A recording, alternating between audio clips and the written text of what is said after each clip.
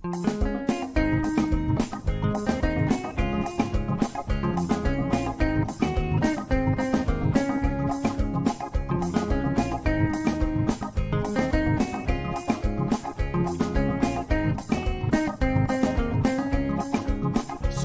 all the time is here with the cold hard truth.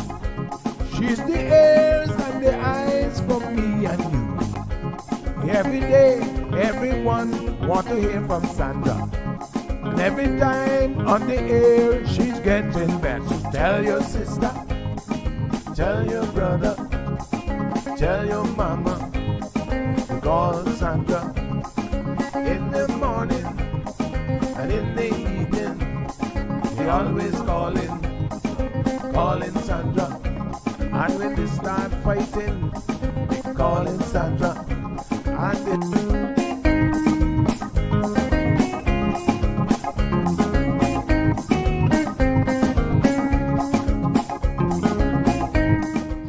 That's right, folks. Everyone is telling their mama about the cold hard truth.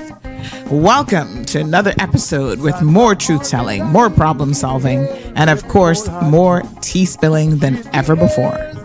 Sit back, students, grab your tea and turn up the volume because class is now in session. Call in at 936-2626 because your voice matters. Share your opinion on issues that matter the most to you.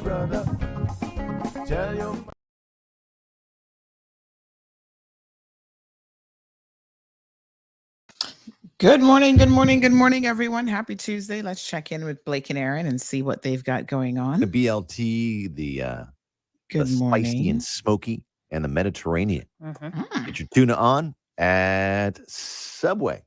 All right, time is 7:27 right now. Big news. I have some important news for you. Interesting news. It's Blake and Aaron's Spilling the Tea with Sandy. Cayman's top news headlines of the day from CMR. Hey, Sandy, good morning. Good morning, Blake and Aaron. How are you guys doing today? Yeah, good. Big news day today. Wow. Yeah. Wow, what's going on? All right. Well, you're the news lady. Worldwide, there was a bridge collapse. Yes, I just saw that in Baltimore. Yeah, yes, I was my old stomping grounds. Been across that bridge many times. I was going to say it's a lot of people travel over this bridge a lot, and so it's on the I-95 interstate, and it's the bypass around Baltimore, which is called 695. So if you don't want to go through the city, like most big cities in the United States, you can go around it. So 95 goes all the way from Florida all the way up the East Coast, and that's right in Baltimore there. So there was a large container ship. I mean, one of those massive ones. Don't know why, but it accidentally plowed into one of the pylons, one of the concrete pylons holding the bridge up. At about 1:30 this morning, that whole thing came down instantly. Yeah. And there were several cars on the bridge at the time. Workers on the bridge. There were some workers doing some paving on the bridge. So it's just developing this morning. Yes. Yeah, I did see that, actually. I wasn't quite sure there was something else going on, but and then, of course, really sad. There are some people missing. Yeah. You got Sean Diddy Combs, who's under investigation by the federal authorities. Several homes being raided yesterday, late Los Angeles and Miami. Yeah, so that's crazy for human trafficking, among other things.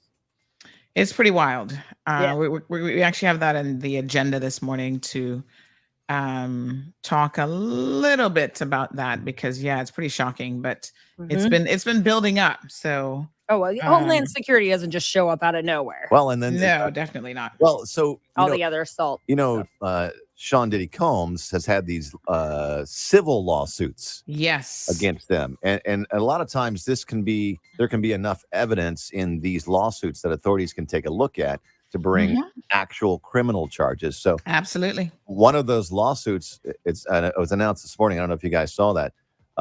Also added what's his name, Cuba Gooding Jr. to it. I saw that. So this guy, what is this guy? Man. Now he's in trouble again. Well, wow. I mean, I can, it's pretty crazy. I've met Cuba before. Let me just say, not surprised. Yeah. I'm good. Yeah, we're gonna dive into that one a little bit deeper this morning, but pretty crazy. All right. So, in local news, I mean, there's a lot going on in the world, but the police have confirmed, and we had this up from Sunday, but they finally did a press release yesterday that they are looking for Cedric Everton Ellis, and he's wanted for sexual assault of a minor. I was kind of surprised that we knew that he was wanted before they even announced that he was wanted. But anyway, on Wednesday last week, it discovered that he has been up to some really unbelievable things. And yeah, shocking, but he's wanted by the police. So if you know where Cedric is, please do not, do not hide him. It's an offense to harbor anyone who is wanted by the authorities. You're looking at jail time and a substantial fine. So the members of the public are hide. Like people have to know where he works, who he works with, stuff like that. Yeah, well, he works for himself, but he's been hiding out. I mean, as small as this island is, it's still possible for people to hide out. And so the last sighting, according to my sources, was in Bodden Town. And he lived in Georgetown, so it seems like he's on the move. So folks, take a close look at his picture and, call 911 if you see him. I mean, I get that you can move and stuff like that, but like, is he on a work permit? No, he's been here for quite some time. So it looks like he has status by now. Oh, well then, that's... Do you have his picture you can throw up right now? Yeah. Let me see if I can grab. We had one, and then the police have supplied another one as well. Our audience was in a bit of an uproar because the police described him as being brown skin, and people were like, what? Maybe the description is a little bit off, but hold on one second here. Let me. What color's his skin? He's a bit darker. I wouldn't quite describe him as brown. Okay. I see him there. Yeah. So we do have an updated photo, which we'll be sharing here in a second as well. He's 52 years old. So please, folks, let's do our best to get him off the streets. Very dangerous man. For sure. All right. In other news, we have the Department of Environmental Health saying that they've been seeing an increase in noise disturbance complaints. And of course, they're reminding people that, it is actually an offense under the Public Health Act. There's a nuisance section which covers noise or vibration and so on. And then there's also the towns and communities law. I find that the issue with these is a lot of times people, the police don't seem to know what the laws are. So they show up and they do nothing about noise complaints. So let's see how this goes. But it would be nice if everybody was just a little bit more considerate of other people around them. You're having a party. Do you have to really crank it up where the neighbors' windows are shaking? Probably not. Oh, I have one of those neighbors across two canals, and it's Katy Perry blasting still at 4 a.m. Well, it's probably straight at me. That's probably my wife. No, it was not her. It was like I just remember it was the one song, and she loves they Katy played Perry. it over and over. Yeah, maybe not 4 a.m. They have it on loop. Bikers facing outward. Oh my gosh, really? Yeah. That's crazy. I mean, all right. Florida. Are you Thank you. Are you jamming to Katy Perry at 4 a.m? I thought this is why it was weird. I actually think that's pretty cool. No. No. It was during lockdown more so that would happen, but I'll just tell you. I can understand. It was some of that too. That was like one of the only songs I could think of remembering hearing. Got it. He had a mix, or she had a mix. I don't know who it was. Get out of my refrigerator. Yeah. It was like, your speakers, place them at your house. Oh my gosh. All right. Florida signs a bill to ban social media for kids under 14. I actually like this. And then teens 14 and 15 are going to actually need parental consent to join the platform. Now, here's the best part. Even if the child is under 14 and have parental consent, they still say no. Bill HB3 is going to require social media companies to remove existing accounts of users who are under the age of 14. How are they going to enforce this? Because it's like if you go to maybe say you go to one of the booze websites and it says, any of those in the States, you have to be over 21, here 18, and you have to put in a birthday. You could just put in a fake birthday in all these. Well, sometimes they do require you to verify. So okay. They say that a violation of the law can result in the company being liable for up to $50,000 per violation. So that's interesting.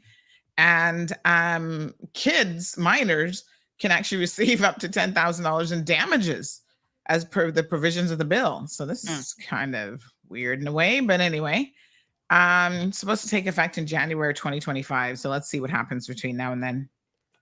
So like, wait, hold on. So the kids can get some money. The kids can get money and the companies can get fined. Because So that means now it's just going to be a lot of people working really hard to access. I guess there's an incentive and then be able to sue. Yeah, it's going to be an incentive to just mess. Yeah, but I'm sure before you get money, you'd have to prove, Sure. So I don't know. They're trying a thing. I don't know how well it's going to work. I think the first line of defense with this sort of stuff is just the parents. I mean, why are parents allowing kids? A 12-year-old shouldn't really have a social media account. I'm going to be honest with you. Keep them off of social media. Yeah. Or have it really, really locked down. You can have stuff locked down, and you can, I mean, be involved, see who they're chatting with. Listen, I think it's opening Pandora's box even just a little bit can be a dangerous thing. Well, there is certain apps that like only kids can be on, and like only kids can FaceTime their friends, and they have to be like accept the code to be able to be in that network. Again, you can restrict internet access at certain hours of the day in the house as well for certain devices. Yeah. I don't know. Anyway, those are your news headlines. Good news story. Hold on, we got one for you. Okay. Derek Haynes takes a 140-mile trek to raise $1.5 million for charity. So it's the Grande Randonnée 70 trek through France. I totally probably butchered that, but anyway, he's doing it next month to raise money for Meals on Wheels, a new central hub.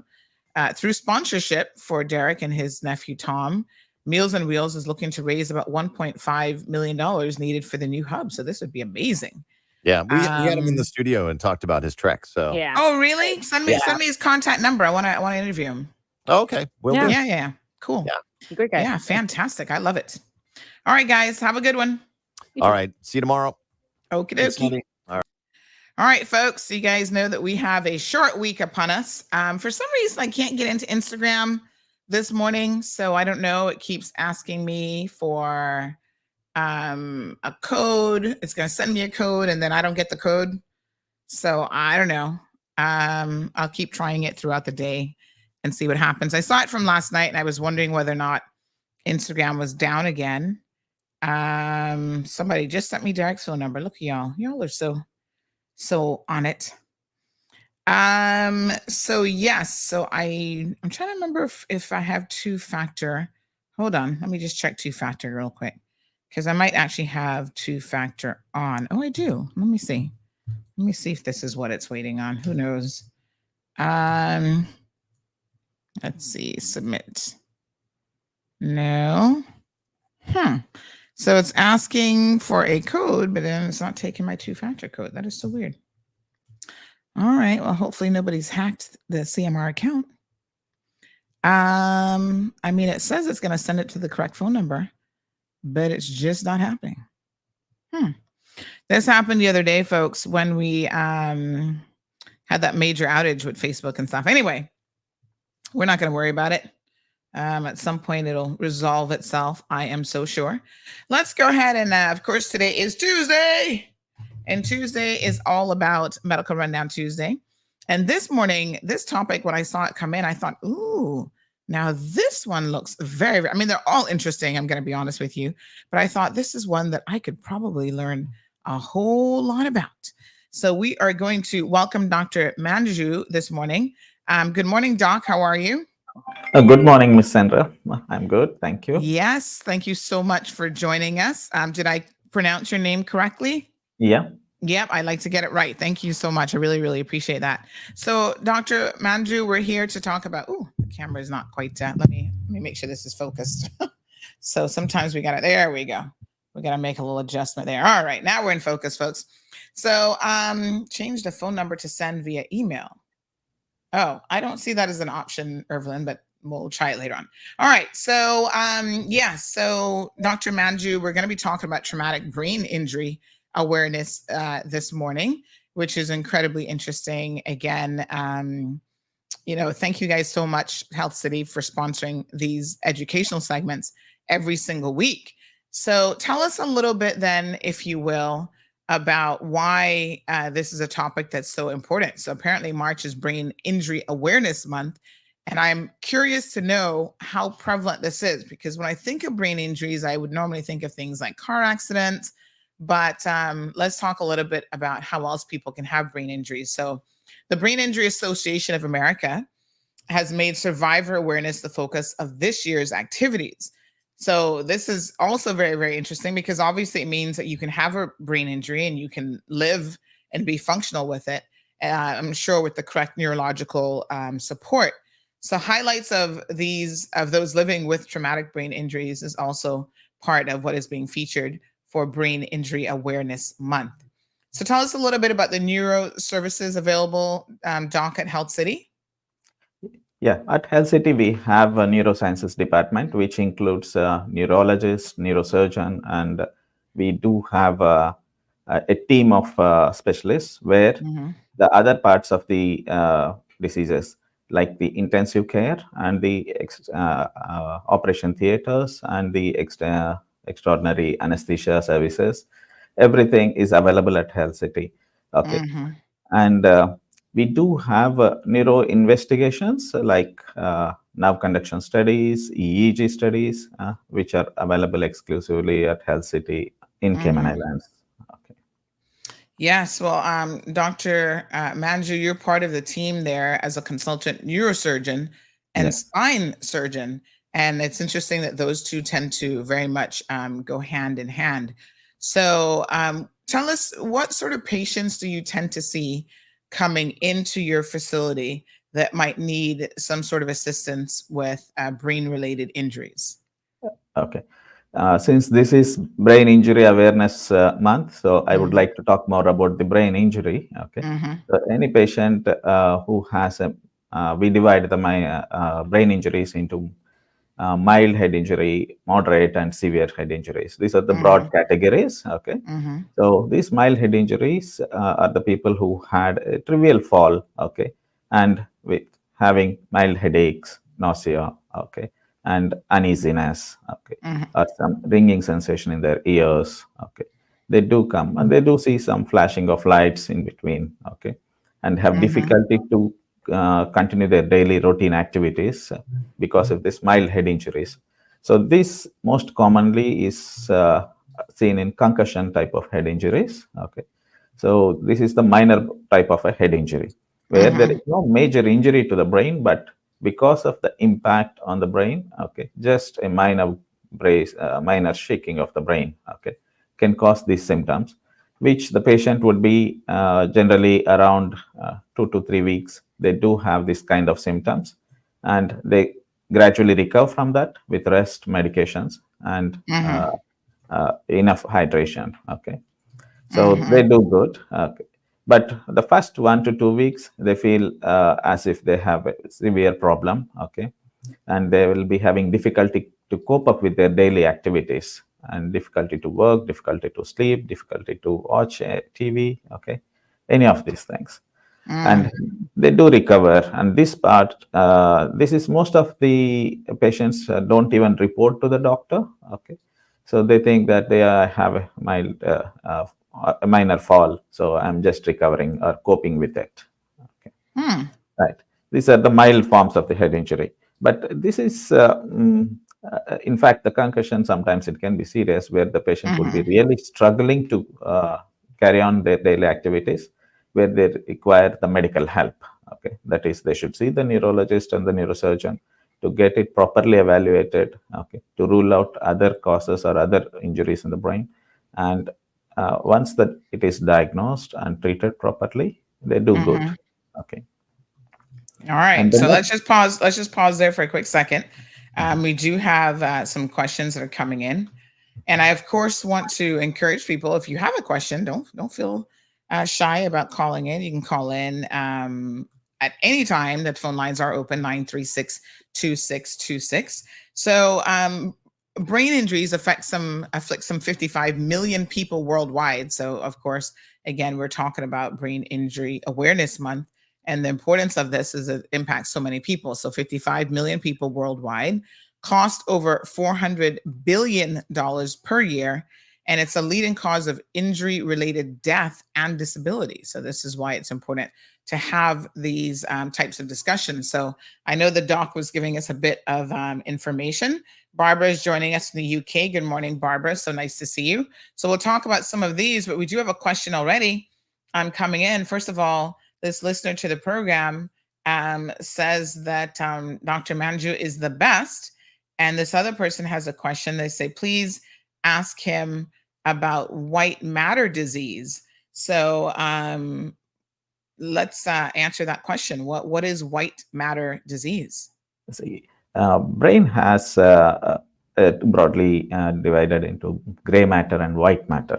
Okay, gray matter are the neurons, and the connections between them is known as white matter. Okay, so it's a broad division. There are specific diseases which affect the white matter, and the specific diseases which affect the gray matter. Okay, these are the white matter diseases is the tracts when they get damaged, especially in the brain injuries. Okay, they have disconnection syndromes. So they may be talking well, they may be thinking well, but they may not have they cannot process the information properly. So this is one type of brain injury where the white matter gets affected. There won't be any major structural damage where a surgeon has to intervene here.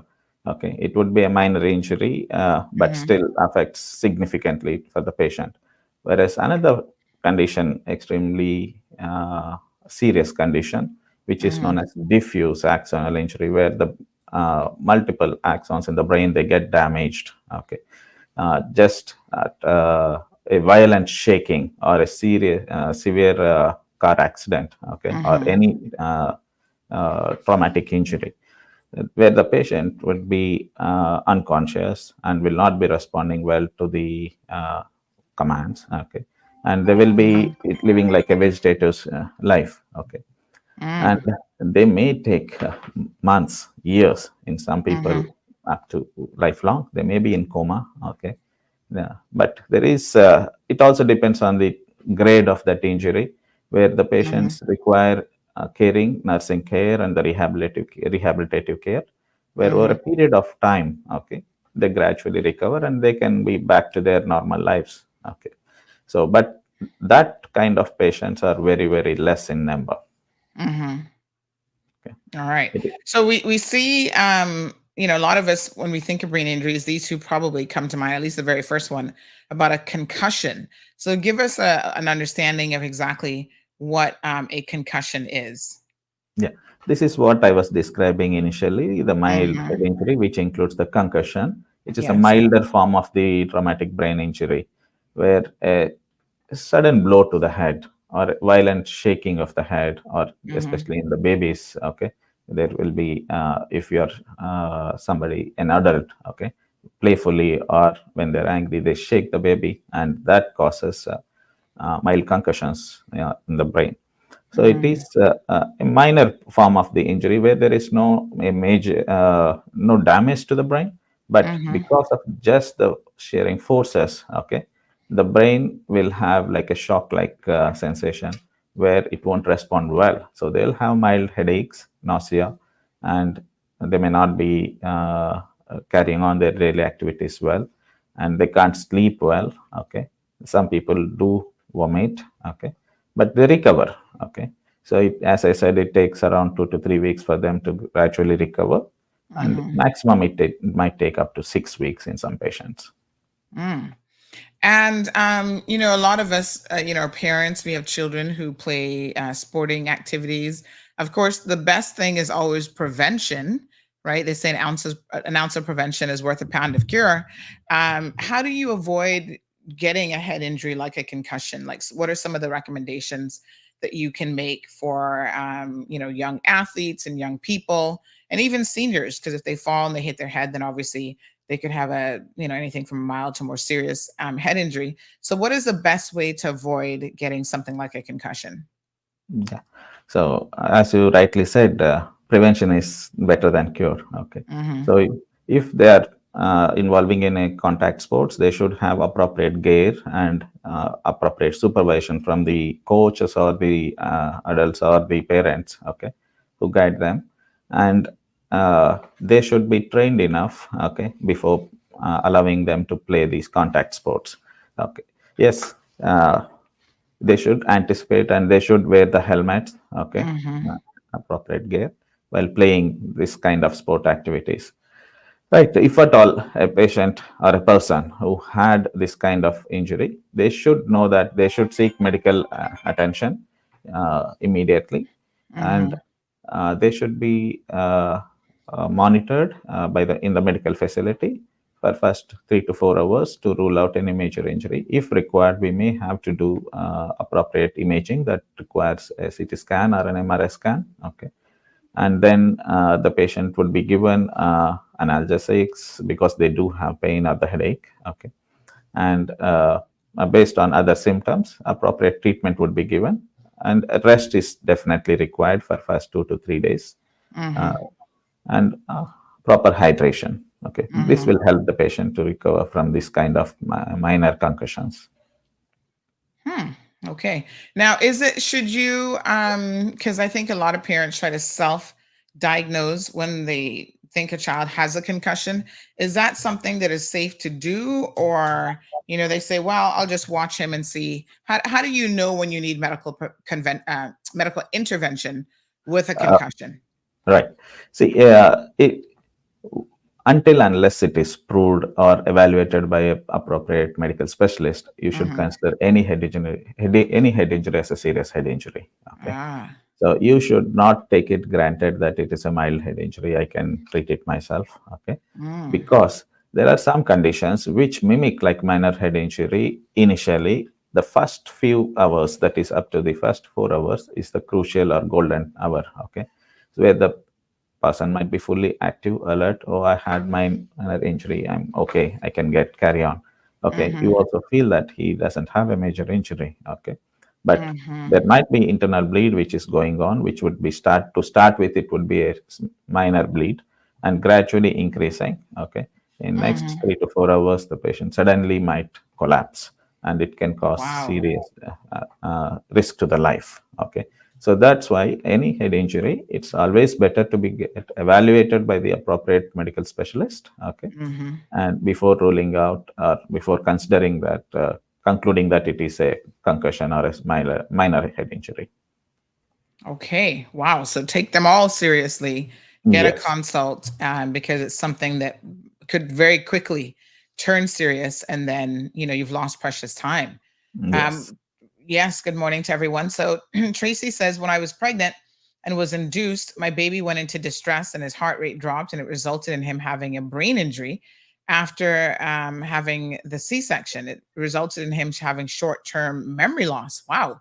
I've never even heard of such a thing. So it's possible for even a baby during the birthing process to, during delivery, to have some issues that could lead to head injury. Yes. Here, this is a different kind of injury where the babies during the delivery. That's the reason why it's always the hospital deliveries are encouraged. Okay. And when the appropriate blood pressures are not maintained, these babies can have bleeding in the brain, or the babies during the delivery, because of the process of the delivery, there can be mild hypoxia or reduced oxygen supply to the brain temporarily. That itself can cause damage to the brain. Okay. So this kind of patients, there are patients or the babies who do get this kind of injuries, and they really take long term to recover from this kind of injuries. So can her son have can the short-term memory loss that she's speaking about improve over time? It depends on which part of the brain and how much injury happened to the brain. Okay. There are specific parts of the brain which contains, which are very important. We say them as eloquent areas. Okay. If that particular part of the brain is injured, okay, yes, they may not recover, or even if they recover, they may not recover to the full extent.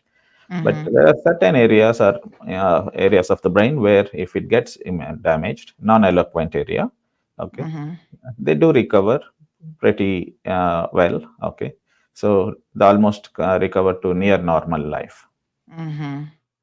All right. So of course, babies always being a big concern because it seems like their skull isn't quite.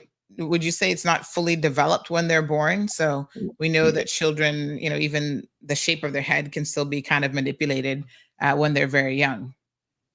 Yeah. See, the skull is not fully formed in the baby. This is actually a natural process which helps the delivery of the baby from the mother's womb. Okay. So where the bones will glide on each other, so the baby can be delivered out easily without causing much damage to the brain. Okay, or the mother. Okay.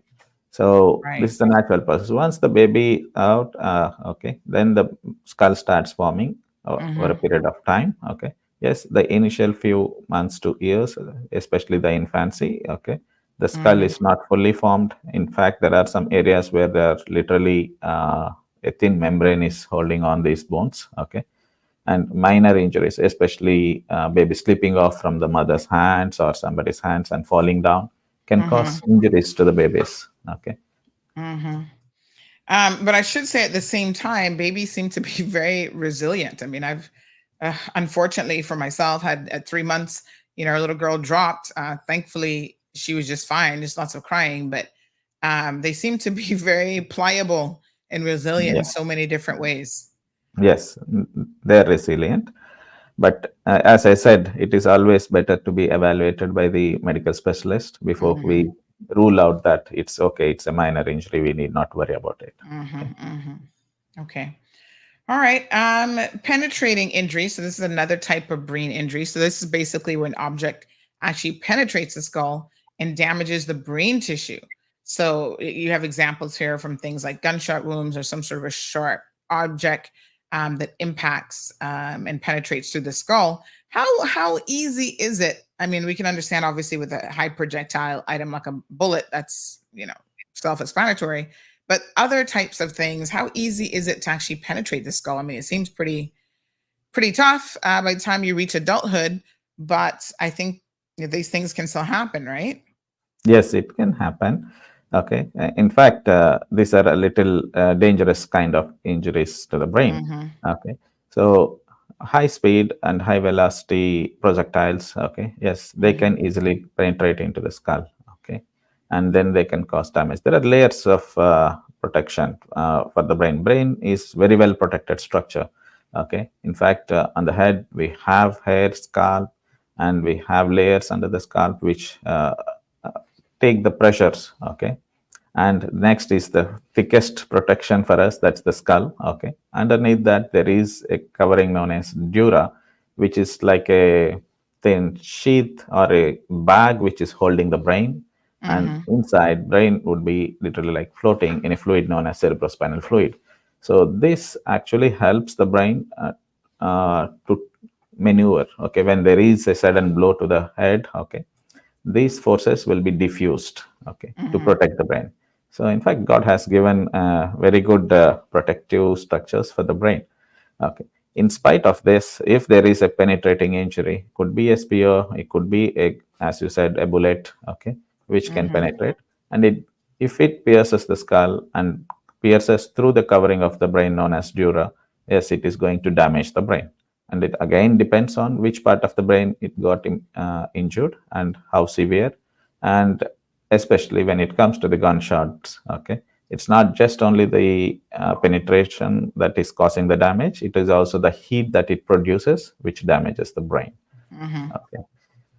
And the metallic objects, there can be small projectiles which will be diffusely dispersed when it bursts inside. Okay, so that causes a serious trouble which can damage the major blood vessels that supply to the brain or the parts of the brain. All right, let's talk about contusion. What is a contusion? Still talking about types of brain injuries here, folks. Yes. Contusion is like a blunt force onto the brain which causes bruises on the brain surface. Okay, when there is like a heavy metal object hits onto the skull. Okay, or it is motor vehicle accident or a fall from height. Okay, all these things can cause contusions. even the extreme sport activities, they can cause contusion. This is like a blunt injury to the brain. Till now, we discussed about the penetrating, which are sharp injuries, okay, which are specific to one location. This blunt injuries, diffuse force, okay. This again causes severe headache, nausea, vomiting, and the patient can have seizures, okay. And also depending on the particular part of the brain which is getting damaged, patient do have weakness on one side, okay, can have speech defects, memory defects, all these things can happen. And depending on the size of the contusion and causing the depending on the edema, the swelling of the brain following the contusion, okay, the patient might require surgical interventions where we may have to release the pressure on the brain, okay. Sometimes we may have to open the skull and give enough space for the brain to swell up, and once it heals, we may have to put back the skull. All right, folks. Very good. And this other one, diffuse axonal injury. Axonal injury. Yes. What is that one? Yeah, this is the one which initially when we were discussing, I have mentioned. Okay, this is a severe form of traumatic brain injury where there will be sudden torsional forces or violent forces occurring on the brain, okay, like high-speed motor vehicle accidents where there is sudden acceleration or deceleration causing shaking of the brain, okay. This causes multiple minor injuries all over the brain, okay. So where the axons they get disconnected. Axons are the structures which connect between the two brain cells, okay. So these, when they get damaged, it's like so diffuse, okay, that there is no possibility of any surgical intervention where we can go and repair or do anything. They are all micro or nanoscopic level injuries, okay. But still, it has caused maximum damage to the brain, where the patient would be in coma or vegetative state for a prolonged periods of times, could be 3 months, 6 months. I do have a patient who have been here for almost 2 to 3 years. Okay, wow. So they do so we're talking about high speed car accidents, shaken baby syndrome, and these are things that we can relate to because we seem to have so many car accidents lately. So you can have a severe, like this DAI, you can have a severe injury like this, and you've said that someone can be hospitalized for 3 years with this or more. Yeah, could be lifelong. Wow. Okay, so there is only we have to give rehabilitative therapy, and we have to give the nursing care for these patients. Okay, they would be lying in the bed staring at you. At the max, they may have some feeds if at all they are recovering from that phase. Okay, but they would be staring at you. Especially this is seen in more common in young people who are in 20s and 30s. Okay, so this is one of the extreme injuries where only we have to wait for the time to heal these injuries, apart from the regular nursing care and rehabilitative care. Okay, so they do recover. Depends on again the grades of this diffuse axonal injury. Yeah. Okay, they do recover, and some patients do recover in 3 to 6 months, and some patients might take prolonged periods of time. Wow, quite something. All right, folks, as we have a few questions, Doc, coming in here. So Inspiring says, good morning. What are the potential complications associated with brain injury, and how can they be prevented or managed? So Inspiring, I know we've covered some of this already. Yeah, very good question. The potential complications associated with brain injury. As I said, depending on the type of the brain injury, okay, the complications also would be. The minor head injuries, generally, they don't have much complications. Whereas the major head injuries, they do have. See, if there is a bleed in the brain, okay, which is damaging the crucial part of the brain structure, which is an eloquent area, okay, yes, that person might lose the speech, might lose the one side of his body, okay, where he's paralyzed, okay. So his memory might be affected, his thought process might be affected, okay. These are all potential complications. The major important complication is seizures. So any injury to the brain or any damage to the brain can produce seizures. So where the patient would be lifelong on anti-seizure medicines most of the times. Okay. But if it is a minor one where we do give anti-seizure medications initially and gradually taper them, and depending on their response, we may have to stop them. Okay. But if they have seizures, yes, then most of the times they end up in taking anti-seizure medicines lifelong. Yes. And how they can be prevented or managed. Okay. So the first thing is, whenever there is a head injury, it is always best to seek the medical assistance, see the doctor, okay, get it be evaluated, okay. If required, do the appropriate imaging, either a CT scan or an MRI scan, okay. Based on the findings, we decide what kind of head injury, whether it can be managed conservatively or if it has to be managed surgically. Depending on the problem, yes, it can be managed. And yeah, the doctor will explain to you about what all the possible complications or the expectations out of this injury, and it can be managed accordingly. Thank you so much. All right, Kizzy says, why can't I see the comments? I'm not sure, Kizzy. They should all be there. We do have a What's Up question. And don't forget, folks, don't be shy. Dr. Manju will be happy to answer your questions by phone as well. But this person says, good morning, Sandra. Can you ask the doctor if stress, especially prolonged stress, could damage the brain or at least change the physical structure of the brain? So this is probably not the same thing as a traumatic brain injury, but what impact does stress have on a person's brain? Yes.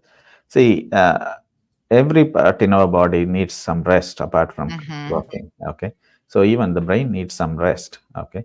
If you are stressed, okay, obviously you can't sleep, then the brain would be still working. Okay. So it can't recover from its minor damages that keeps happening inside the body. Okay. Yes. Stress is one of the important factor. It not only affects the brain, it affects every part in the body. Okay, it affects the heart, it affects the lungs, everywhere. Okay, so yeah, patient will have malaise or uneasiness, weakness. Okay, and when you are in stress, your thought process is not good, your reaction time is not good. So this leads to accidents. In fact, if you could see, most of the accidents do happen in the early hours of the day or late hours of the day. Okay, so this is because when the people are stressed out or didn't have enough sleep or proper sleep, their reaction time would be less.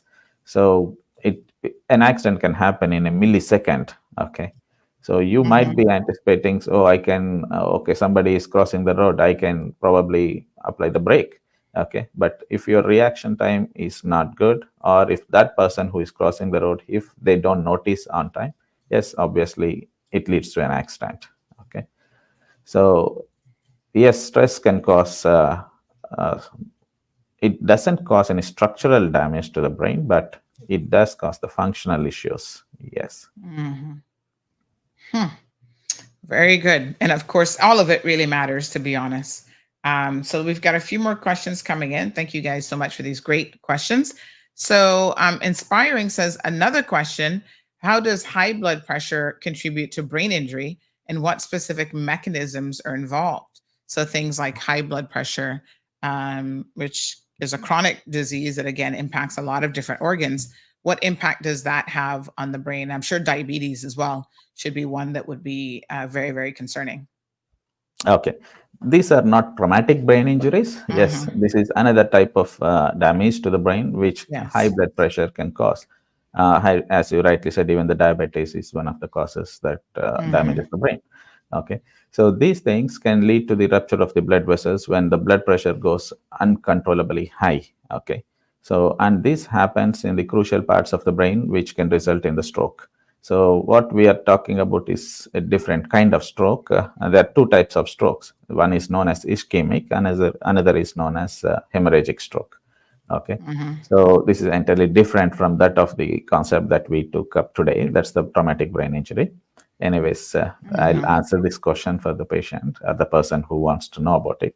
So the blood pressure, when it is uncontrolled, it ruptures the tiny blood vessels in the brain. Okay.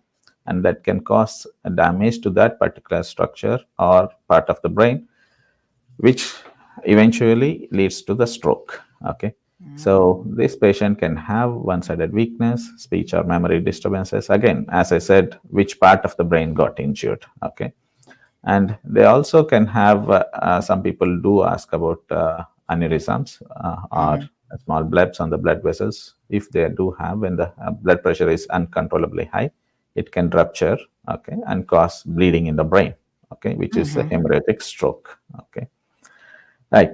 So if blood pressures are not regularly monitored and appropriately not maintained, okay, there is a high chance they can develop either an ischemic or a hemorrhagic stroke.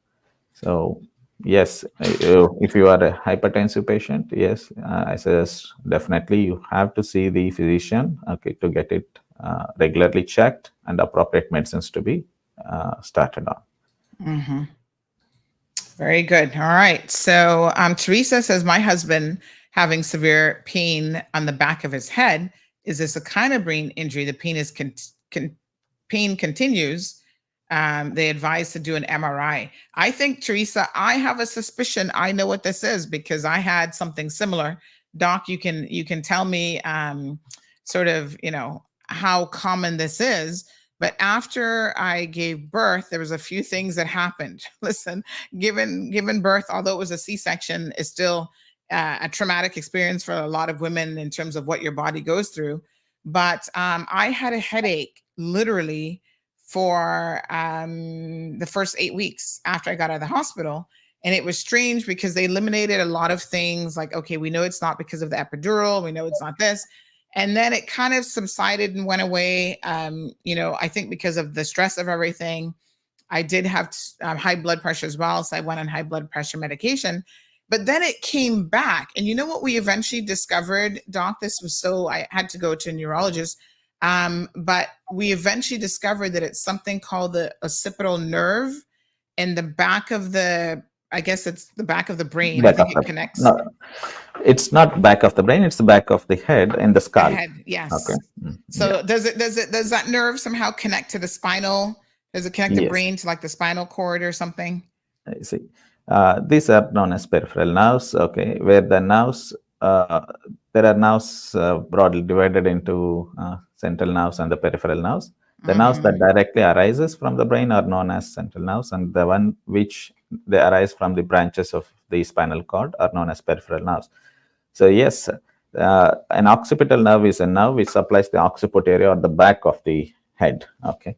So when it is irritated for various reasons, okay, could be because this pierces through the muscles and then supplies to the skull. So if there is a problem or a knot in the muscle, okay, this get irritated. Or if there is an inflammation or infection around this area, it gets irritated. If a lesion is lying there, okay, it gets irritated. And extreme stress, okay, yes, the muscles in the back and the neck, they go into spasms. That causes this kind of pain. And yes, if somebody is having persistent headache for a prolonged period of time, it is always advisable to get it evaluated and appropriate imaging, either a CT and MRI, ideally an MRI scan, to be done to rule out other major issues. If the patient is having a brain lesion, okay, which would be smaller enough, which would not be identified initially, but over a period of time it grows, okay, then causes major trouble.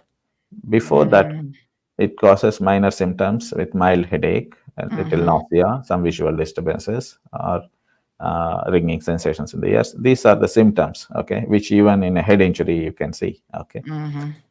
But as per this person's question, okay, this has been there from a long time, okay. If it is a head injury, generally the symptoms appear either immediately or within 24 hours, okay. But if it is something not related to head injury, some other medical issue, yes, it would be a prolonged problem from a long duration. But anything more than 1 or 2 months, if the patient is suffering from headache, it is better always evaluated with an MRI scan. And it's interesting because in my case, what we kind of determined may have happened is after the C-section, because, we had like an upstairs condo. I wasn't walking upstairs. It wasn't comfortable. And, possible to do that. So I was sleeping on a sofa bed, and it just wasn't comfortable. And it looks like I probably, in the process of that, somehow pinched that nerve. And so every once in a while now, it kind of flares up. And, Doc, one of the ways, because I would take like pain meds, like headache meds, that it had no impact on it at all. And so the doctor said to me, we did the MRI, we did everything. And I said, one of the things that I notice helps is if I get a massage, or like I massage it. And he said, really? He said, that's an interesting thing to tell me, because it sounds like you're able to put pressure on the nerve and then get some relief. And that's how he kind of narrowed it down to it being an occipital nerve problem. And then this is something that if it's chronic, they can actually give you an injection, I understand, into the occipital nerve to kind of, I guess, ease the pain. We do give the injection, generally a cortisone, okay, where it reduces the inflammation around this nerve, okay. And I opted not to do that. I was like, that sounds a bit scary, getting an injection in the back of my head. So maybe I'll just wait and see what happens. And so it occasionally flares up if I don't sleep with proper neck support and stuff, but no injection yet. I'm scared of that. So there's a listener to the program on WhatsApp says, please ask the doctor to emphasize the importance of helmets for cyclists, as no one wears them here except the serious helmets. So I think this is very, very important. We saw Chantel earlier talking about how many car accidents there are on our roadways. And unfortunately, cyclists, whether it's a motorbike, bicycle, are very, very prone to being involved in accidents. So you should always wear a helmet. Make your children, even if they're just outside on their tricycles and so forth, or they're on these scooters. We've had at least one person die on this island that I'm aware of, who fell off of her scooter and unfortunately hit her head, and that was it. So it's important, Doc, to take preventative measures, as we talked about earlier. And that certainly includes wearing things like helmets, right? Yes. See, this is important topic where the prevention of these head injuries, okay. As I said, if whether they are cyclists or the motorcyclists, or when they're playing the contact sports, appropriate helmets are must, okay. Yes, there is definitely less chances of head injury when you wear a helmet, okay. Whereas back in India, I see a lot of motorbike accidents, okay. So I used to see patients every day, at least some 10 patients come with head injuries, okay. So, and it can vary from minor to major injuries. So this kind of injuries are, if you see, if a person is wearing the helmet, instead of having a serious head injury, will have a mild head injury, or instead of a mild head injury, he might not have a head injury at all, okay, because the helmet protects them. Whereas patients or persons who are not wearing appropriate helmets, not just wearing the helmet, it should be appropriate helmet, okay, which should be snugly fitting them, which should be properly with appropriate guidelines. It should be manufactured, okay, so that it takes the impact when you have an unfortunate accident, okay. So these people will have their lives will be saved, okay. First thing. Second is the morbidity, the damage that is happening to the brain would be reduced. The morbidity will be less, okay. Patients or people who wear the helmets, okay, they are safer compared to the people who don't wear the helmets, okay. Right, helmet is very important, and wearing seat belts, okay, while driving the cars, okay. Yes, wearing the seat belt is also must, and these are the safety measures that we have to take on roads, apart from properly getting educated about the road signs and the road etiquette, okay. So these are very important, okay, because we may think we may save 1 minute or 1 second by speeding up, okay, or overtaking these things, but it might cost one or many lives, okay, which might be lifelong. We might be repenting for it, okay? Whether you get injured or somebody else get injured, it's definitely painful for both of us, okay. So it's always be cautious, have a proper road etiquette, follow the traffic rules and signals, okay? And prevention is always better than cure. Yeah. So, folks, seatbelts, helmets, slowing down. I don't know why the need for this excessive speed. For your elderly folks, installing safety measures such as handrails, non-slip mats can help prevent slip and falls, which can lead to injuries. Again, if your children are involved in contact sports, making sure that they're wearing protective gear. And in fact, Doc, I want to talk a little bit about some of these combat sports, because some of them are so incredibly dangerous.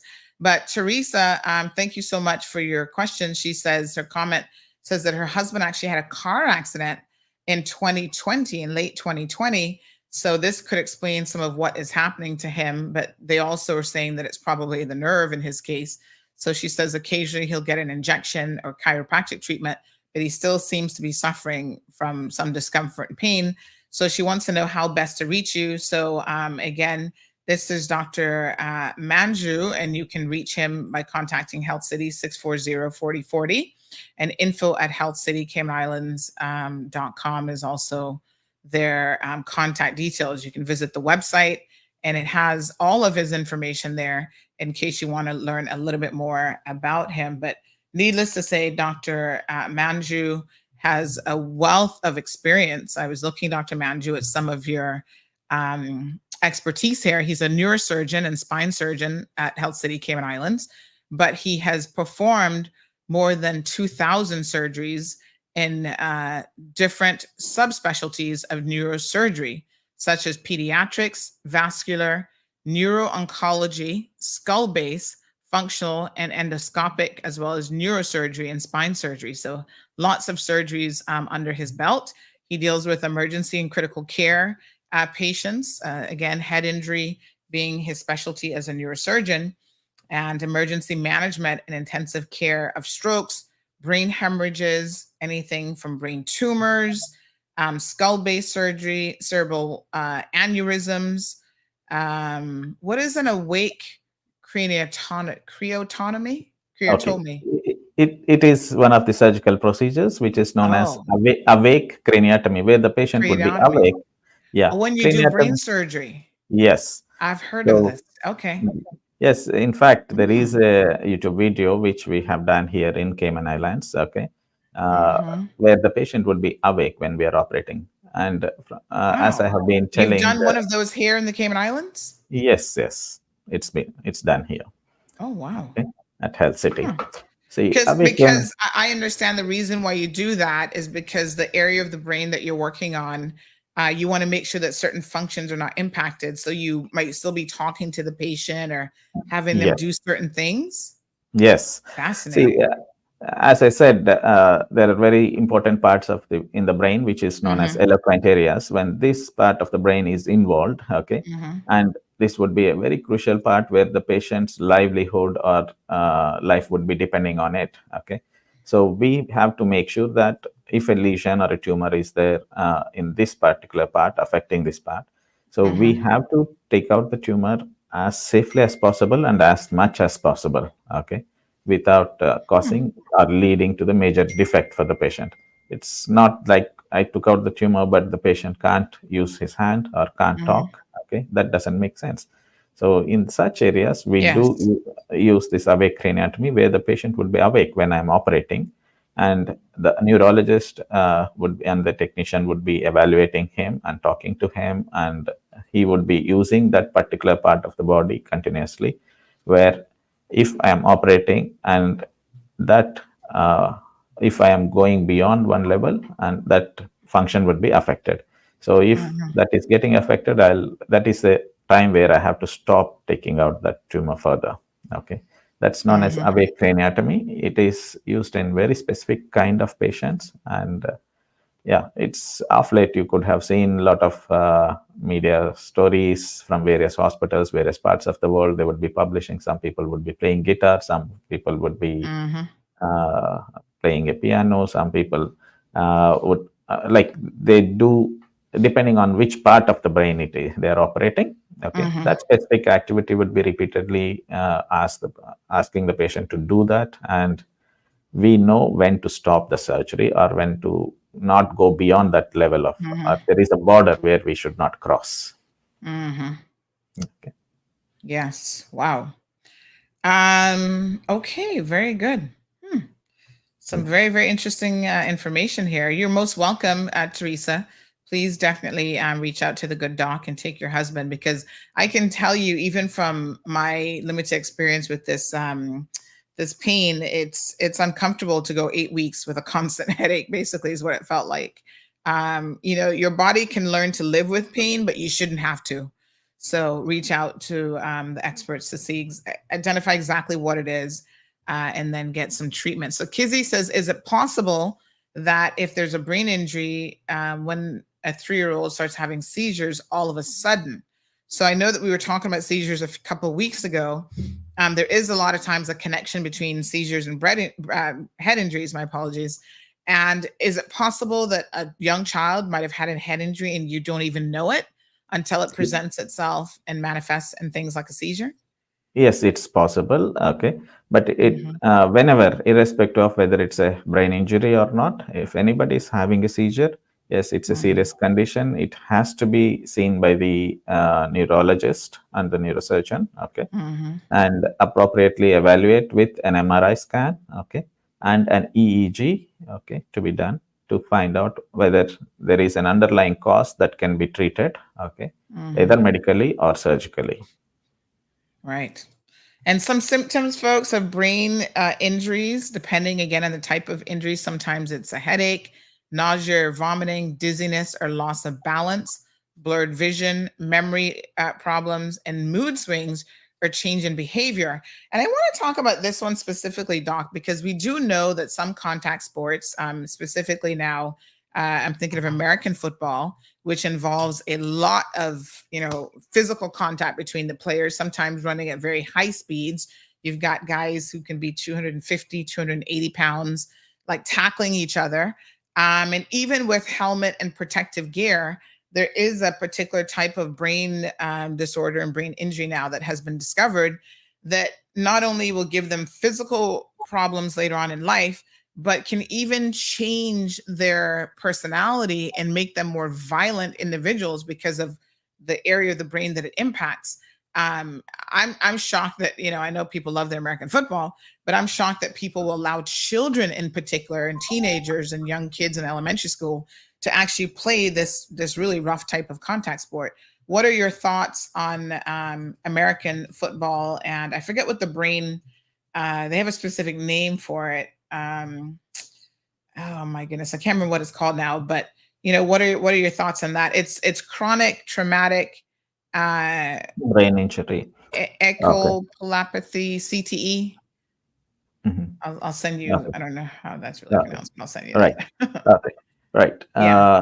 These injuries, as I said, if there is a minor injury known as concussion, okay, in the brain, these are more common in this kind of contact sports, okay, concussion injuries, where though it might be minor injury, but patients do have, okay, this is chronic traumatic encephalopathy that you are talking about, okay.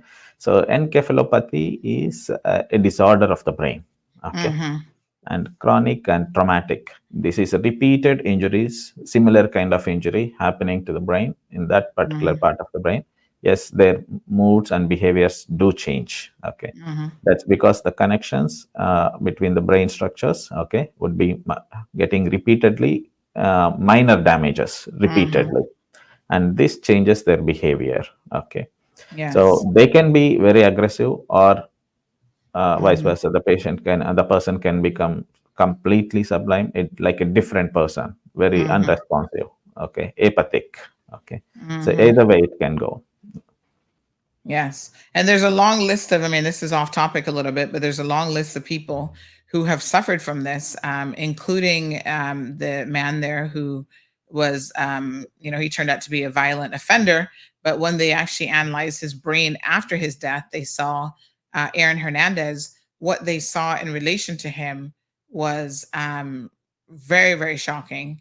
Memory blank, suicidal thoughts, thoughts of committing violent acts, and so on. So, folks, find something else. Make them play the other football, which has no physical contact like that.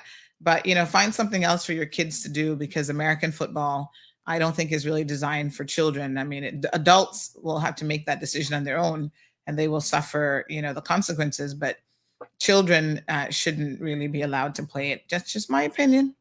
All right. Kizzy, thank you so much. Rough Seas says it happens to me too. I had to go in and out a few times to get it on. I'm not sure if that's the occipital nerve. Oh, sorry. People are saying they can't see the comments. Just log in and out, because I just checked on Facebook and they're there. But I think there's something kind of wonky about the platforms this morning.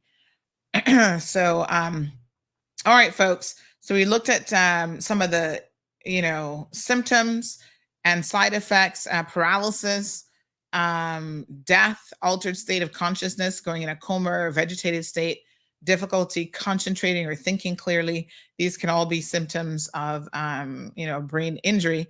Now let's talk about some of the treatments, Doc, that are available to people who might have suffered a brain injury. Yeah. The treatment part includes the non-surgical and surgical, if I divide into broad categories. Okay. The non-surgical ones would be for the patients who had mild to moderate head injury, where they require rest and medications. Okay. These medications to reduce their pain and the symptoms. Okay. And if they had seizures, they have to take anti-seizure medications. Okay.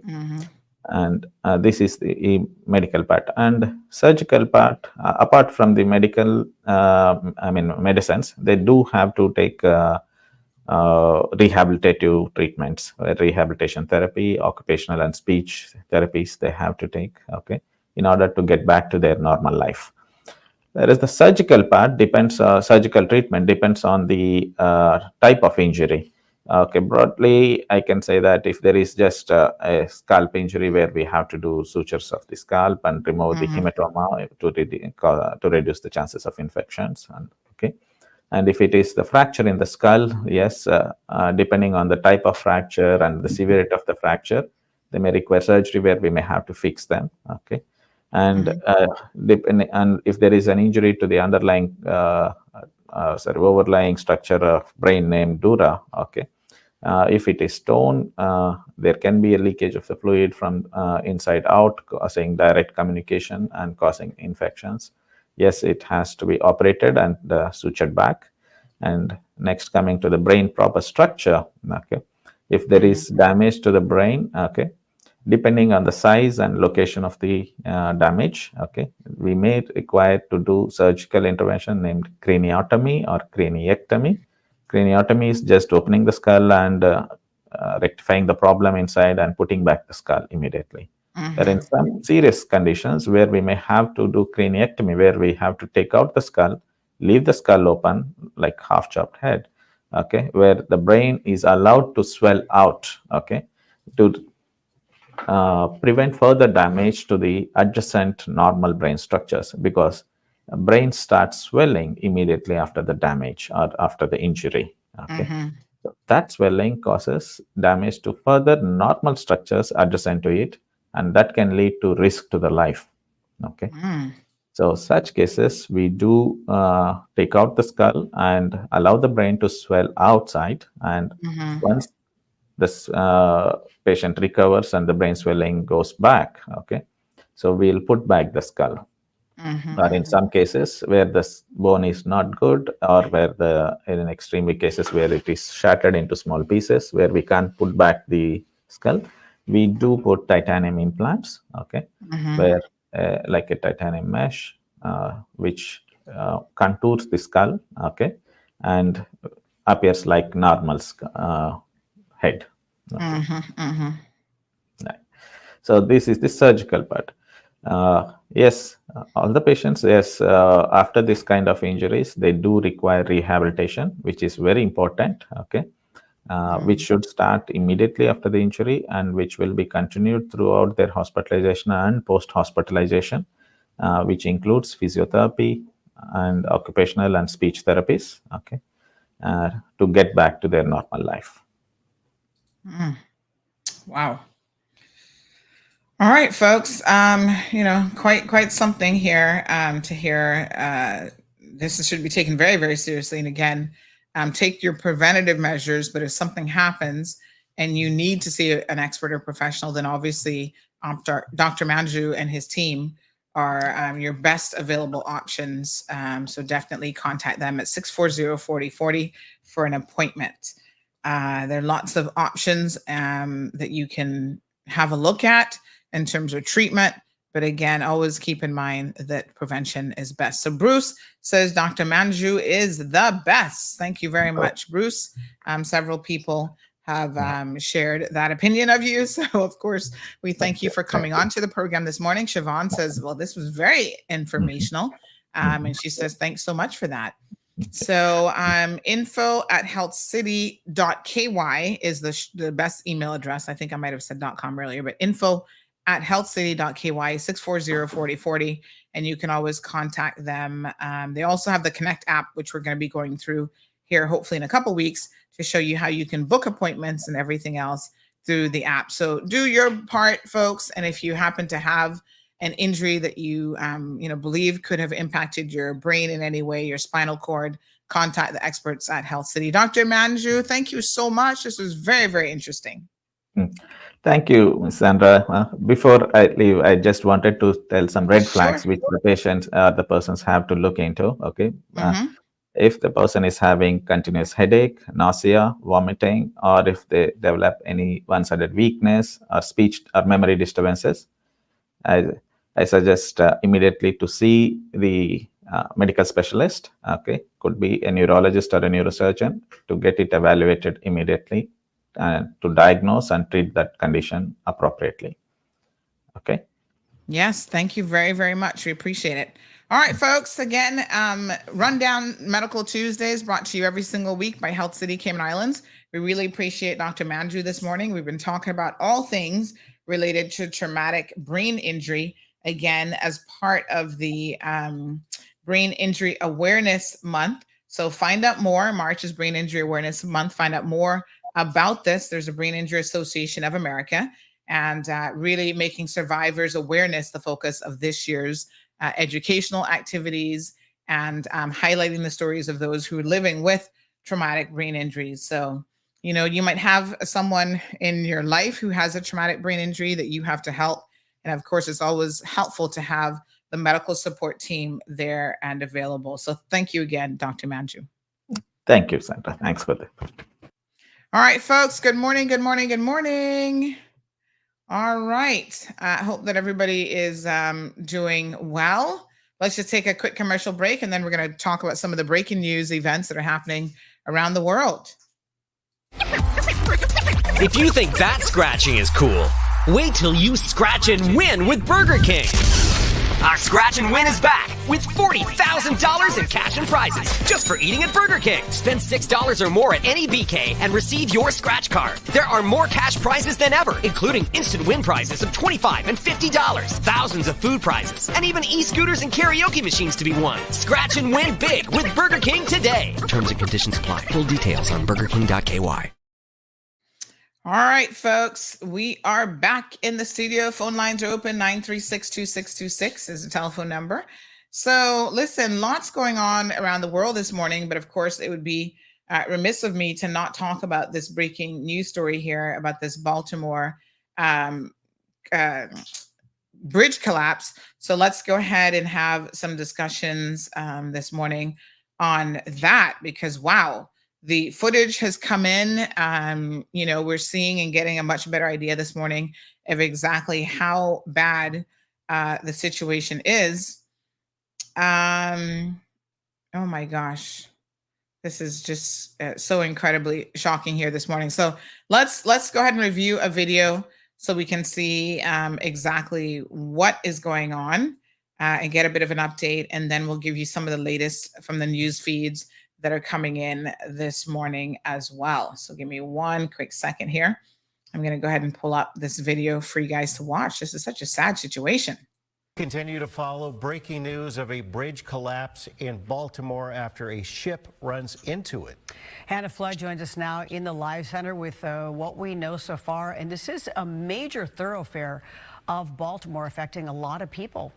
Absolutely. Yes, Alice, this is a big bridge, a main thoroughfare for the city, and really a developing story here this morning. We do know that several vehicles fell into the river when the bridge collapsed, and rescuers have been out searching this morning. They're looking for 7 people in the water. They say they've rescued 2 so far this morning, 1 person who is in the hospital with serious injuries.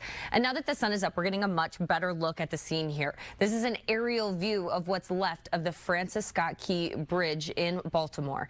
Now, agencies say they received 911 calls around 1:30 their time this morning, reporting a ship leaving Baltimore struck a column on the bridge.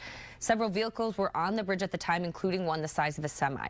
Search and rescue efforts are expected to last for 8 to 12 hours here, so not out of the woods yet by any means. The crash that we were talking about, that moment of impact, was captured on camera. If we can show that, it shows the vessel here off to the left hitting one of the piers of this bridge, and you see the bridge just collapse. That bridge deck just go right into the water. The vessel appears to have hit one of the bridge's supports, causing that road to break. The ship caught fire, sending thick black smoke into the air, and that's what you're seeing to the left here on your screen right now. Officials say some cargo appears to be dangling from the bridge, which is making search and rescue efforts much more difficult this morning. The structure is absolutely unsecure right now. And this is your tracking data showing the path that the cargo ship took out of the port, leaving the port of Baltimore before turning into the Patsico River and headed towards the bridge. Investigators are still trying to figure out why that ship slammed into the structure. There is absolutely no indication that there's any terrorism, that this was done on purpose. Our criminal intel is working with the FBI and other federal and state agencies to get all the intel that we have, but there's absolutely no indication that it was intentional. Yeah, and that'll obviously be a big part of the investigation. Where this happened, the bridge is a vital artery along with the port of Baltimore. That is a huge shipping hub on the East Coast. That bridge opened in 1977. Obviously, it's going to be a very long time until anyone's traveling that route again. And again, now officials saying potentially that port will also be closed. Synergy Marine Group, which owns and manages that ship, confirmed the vessel hit the pillar of the bridge under the control of 2 pilots. The company says all crew members, including the pilots of the ship, are accounted for and were not hurt.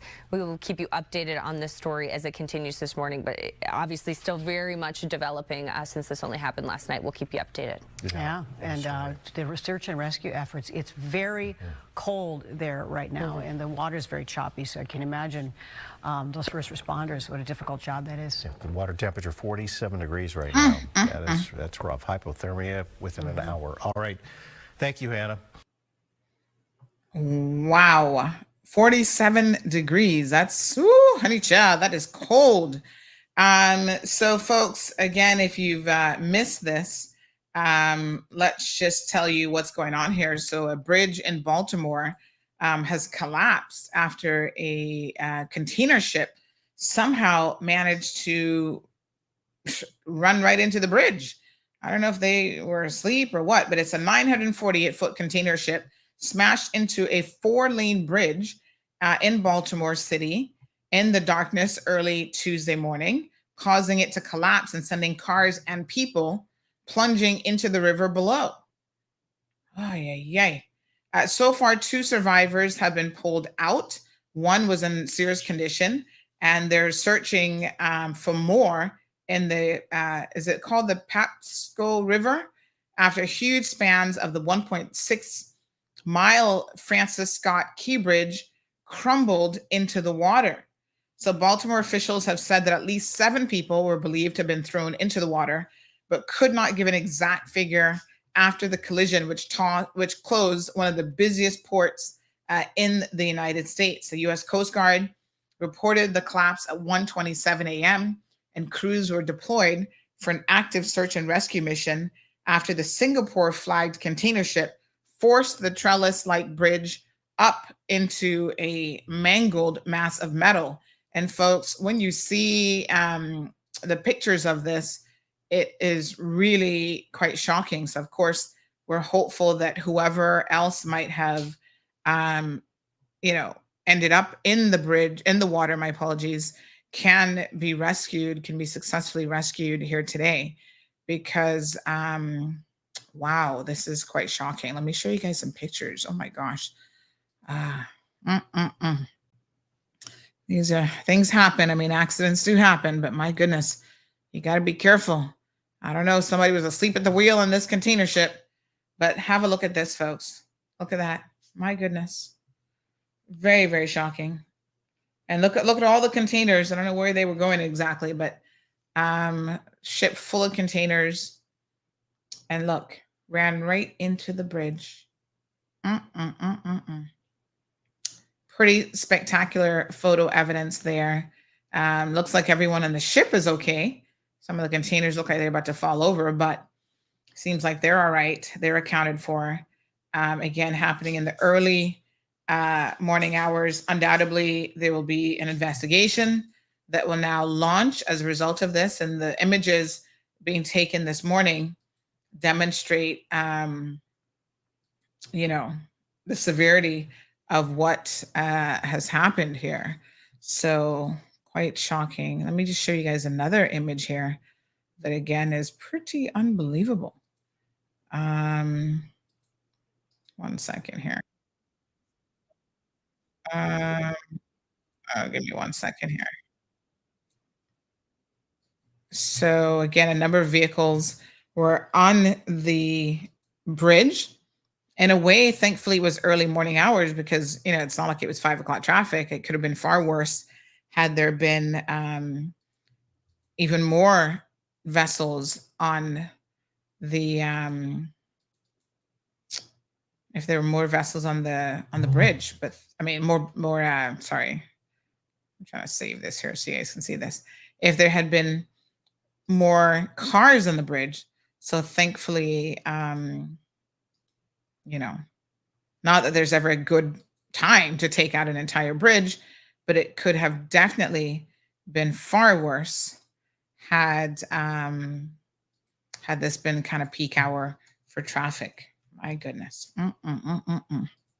So of course, the transportation authorities in the United States of America have launched I'm just trying to show you guys this other picture that we have here. They have launched an investigation into what happened. How did this happen? What caused this? Look at this. Whoa, pretty crazy. And I guess as soon as we know more, we will certainly update you guys on this situation. So very, very sad. Finally got back into Instagram this morning. Thank you guys so much. I went to the phone app and the phone app sorted everything out for me. So thank you for your recommendations. I thought about it. I said, let me see what's going on with the phone app. The phone app has alternative options of receiving the code. So that was good. Okay. Ay. What a hot mess. Poor people. So again, some people still missing. They don't know exactly how many were on the bridge. I'm sure as the day continues, they'll be getting some information. President Joe Biden has now been briefed on the collision. He says that there's no indication of any sort of nefarious intent. It just looks like it was an accident. So work crews have been at the bridge. Work crews were actually at the bridge at the time of the collapse, and sonar detected vehicles under the water, which was about 50 feet deep at this point. And this is according to Paul Wedefeld, who is the Maryland Secretary of Transportation. So they said that in the midst of another night shift at her workplace, this lady, Miss Jamie Cruz, she said that she was working and the cart of packages in front of her started to shake violently at around 2 a.m. And a coworker told her that the bridge had collapsed and she ran outside to have a look. And this is what she said. She said, I went over there and sure as anything, it was gone. The whole bridge was just like there was nothing there. This is what she told Reuters in an interview. She said it was a shocking sight to see. The ship lost propulsion as it was leaving port. So this seems to be the initial explanation. The ship lost propulsion as it was leaving the port, and crew on board notified Maryland officials they had lost control of the vessel. This is what ABC News has reported, citing an unclassified U.S. intelligence report. My gosh, how does a ship like that lose propulsion? Darn. So it would have had to run into something to stop, I guess. Traffic was suspended at the Port of Baltimore until further notice. Maryland transportation authorities said it is the busiest, hear this now, it is the busiest U.S. port for car shipments, handling more than 750,000 vehicles in 2022, according to port data. The closure of one of the U.S. East Coast major ports threatens to disrupt supplies of goods from cars to coal and other commodities like sugar. It could create bottlenecks and increase delays and costs, of course, on the northeastern seaboard, experts have warned. The port handles the most car imports and is among the largest for coal exports as well. The ship was identified as the Dali, owned by Grace Ocean PTE Limited, and it's managed by Synergy Marine Corp. As Synergy said that the Dali collided with one of the pillars, took out the whole bridge, and that all of its crew members, including the 2 pilots, had been accounted for, and there was no reported injuries on board the ship.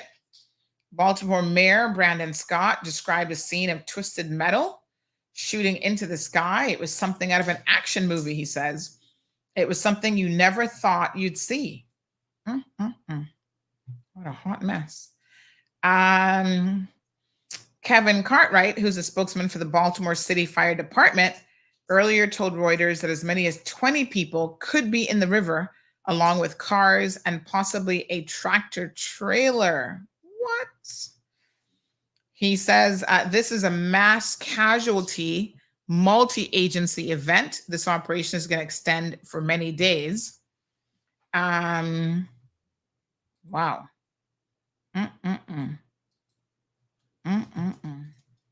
Wow.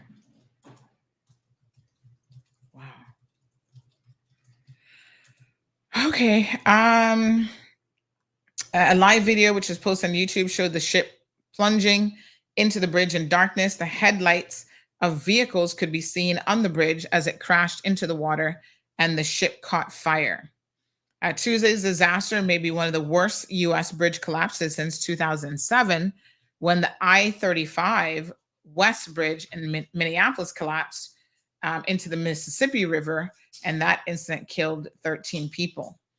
It was the first major collapse of a bridge from a ship impact in about 40 or 50 years. David Knight, a specialist at the Institution of Civil Engineers, told Reuters.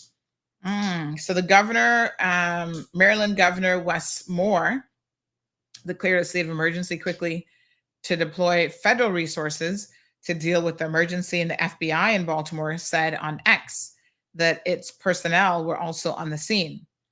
It was not immediately clear if any other vessels had been damaged or whether operations had halted to and from the port, shipping and insurance sources have said.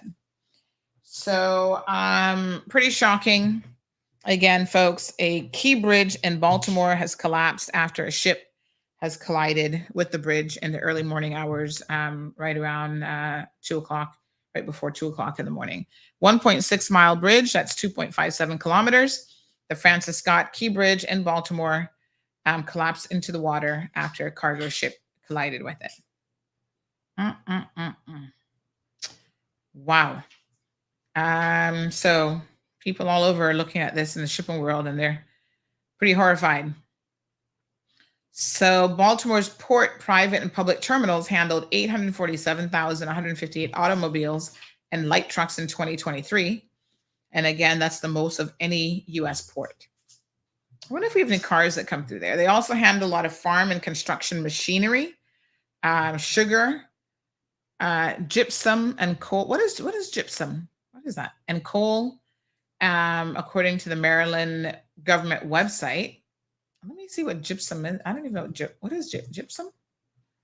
What is this? Hold on. Gyps. It's a soft sulfite mineral composed of calcium sulfate dehydrate with the chemical formula CaSO. Yeah. Okay, science class. And it's widely mined and used as a fertilizer and is the main constituent in many forms of plaster, drywall, and blackboard or sidewalk chalk. Oh, gypsum? That's how it's pronounced? I've never heard of it before. Huh. You learn something new every day, honey chill. So wow. So it's used in gardening and stuff as a fertilizer. Okay. Okay. Let's see if I'm pronouncing it right. Somebody else says yes, it's used to make sheetrock. Let's see. Yep, gypsum. There you go, gypsum. Word of the day, folks, gypsum. Let me show y'all what it looks like in its raw form. Look at that. Learning something new today, y'all. This is gypsum. Never heard of gypsum in my life, but there you go. There it is. Gypsum. Okay, honey chill. So, good morning, everyone. Thank you guys so much for tuning in to the program. We do have some pre-recorded content for you, which we're going to play a little bit later on because I have to jettison off to court this morning to make sure that we get some coverage on a few very, very interesting cases. So let me just, but this segment you guys are going to enjoy. It's Cayman culture and red sky at night. So we got some awesome footage from the recent Red Sky at Night event. Okay. All right. So, okay. All right, honey chill. Just sending a quick message. Okay. So listen up, good folks. Let's talk a little bit about some other news stories.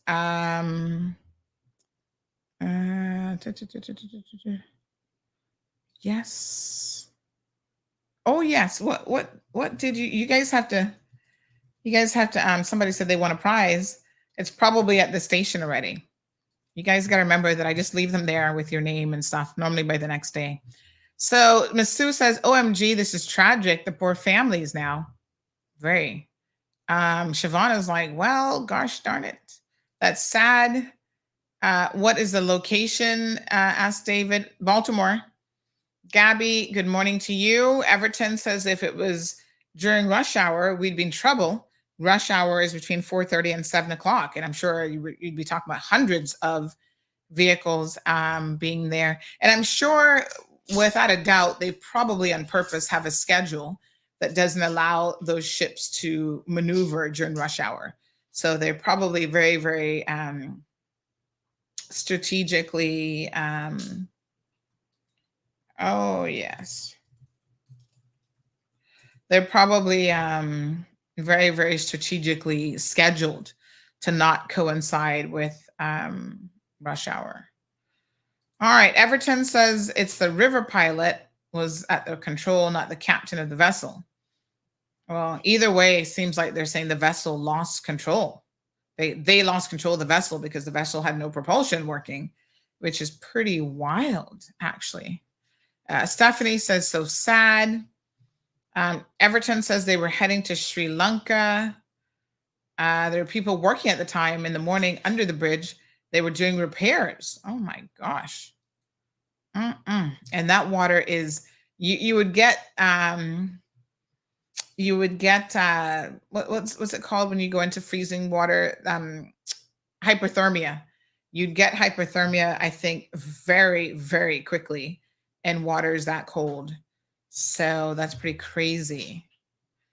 Everton says this bridge can take you from Washington, D.C. to Baltimore, and it goes to New York, takes you all the way to Canada, and then from Canada, it can take you all the way to Florida 695.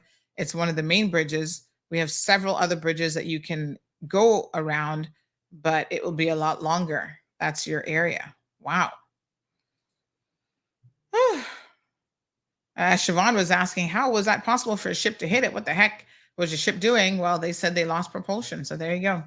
Jim says it's deja vu of the Skyway Bridge in Florida going over to St. Pete. Good morning, Strong Wilt. So hopefully they will find, I'm sure they're working very, very quickly to try to get people out of the water to find survivors. So hopefully they'll do that. They also have gypsum on board. Yes, we were just talking about that. Thank you very, very much. So pretty crazy. Yep, hypothermia is a real threat now. So our Guedas asking how many lives have been lost. We don't have a number yet. They don't even know how many people went overboard, to be honest. So I guess this morning they're working very feverishly to try to figure that out. Good morning, my dear. Gypsum, I think, is produced in Jamaica at the bauxite compound. Check with your Jamaican audience. They may know more. Interesting. Okay. All right. Oh, awesome. Awesome. Good news, good news, good news. Okay.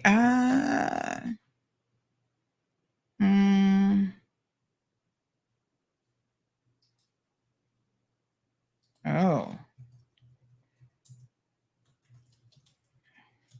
Okay. I think the mineral is found in Jamaica. I used to hear about it when I was a kid.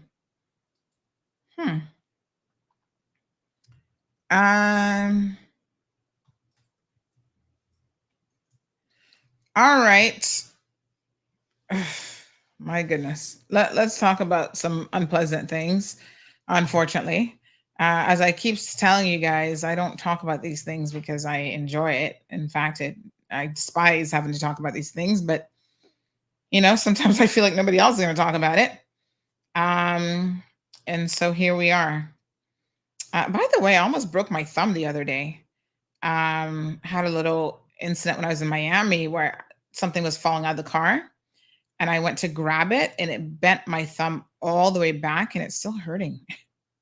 Oh my gosh. I think I probably sprained it. I think it's fair to say, given the fact that that was Friday and it's still in quite a bit. It's at least severely bruised, if not sprained. But sometimes you just have to leave these things alone and let them heal on their own. But yes, honey chill, like right in here is, especially on this side. Not so much there's a little bit on the other side, but this side, oh, it's very painful. My poor hand. All right. So listen here, honey chill. The police yesterday afternoon finally sent out a statement about the man that we told you guys were wanted by them. Let me be very, very clear. They never told us that he was wanted. In fact, I didn't speak to any authorities on this at all. And I don't need to. This is the kind of thing that when I hear that someone has molested a child in our community and he has not been arrested because he's on the run and the police don't know where he is, well, I'm like, well, this is an open and closed case that they're looking for him. I don't really care, that they hadn't issued a statement, but I did care, and I should rephrase that. I didn't care from the perspective that it wasn't going to stop me from letting you guys know that this child molester is out there.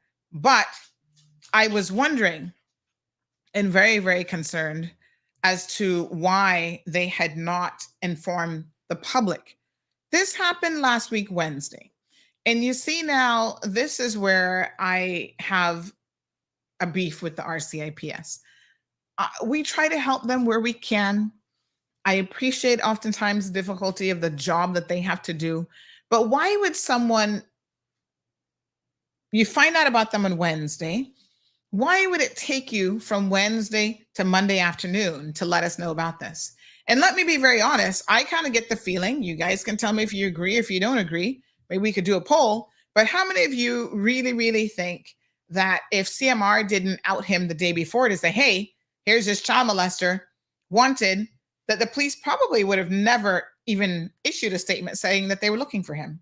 I mean, I can't help but think about it and go, is it just me? Or, would they have not even said anything?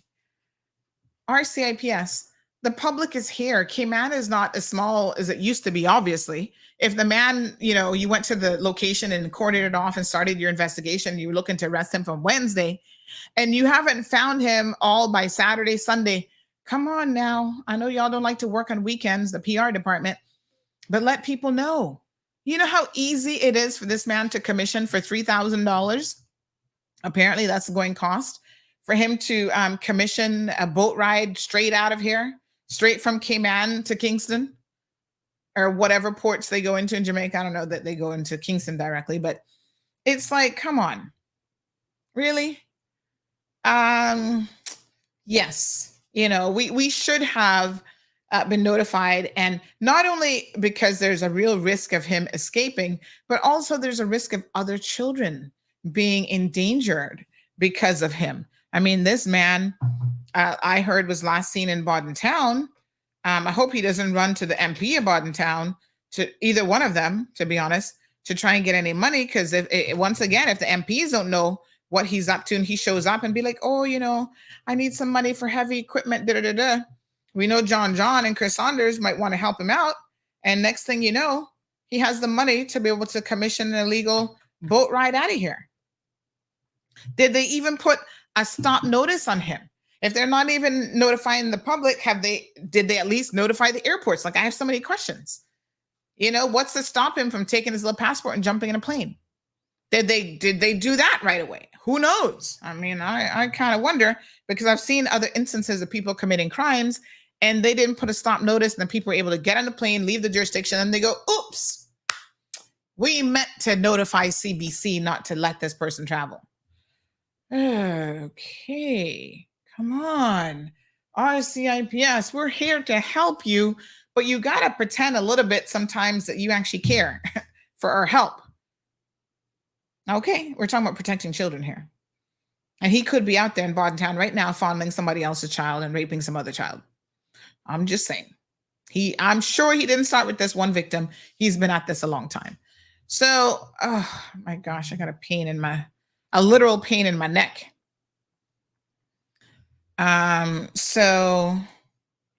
Sure. Gypsum is just sheetrock. It's not just sheetrock. It's one of the ingredients, I guess, of sheetrock, but it's other things.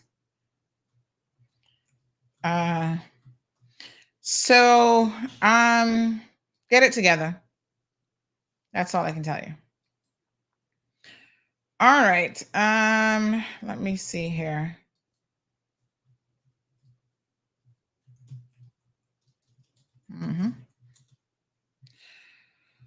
Okay, what a hot mess. Anyway, they have supplied another photo of him, so let me share this photo so that you guys can see. Now, I was reading with interest the comments on the story. So here he is. The RCIPS described him as being of a brown complexion. Did they say dark brown? Because y'all are like, the RCIPS needs a lesson. So his full name is Cedric, which I think we just had Everton Ellis. His full name is Cedric Everton Ellis, and we've given you his alias in the original post, 52 years old, Jamaican national. He's been here for quite some time. I understand he's married to Caymanian, although that couple is not supposedly together, and I don't know why he'd still be here. Has his own heavy equipment operation business. And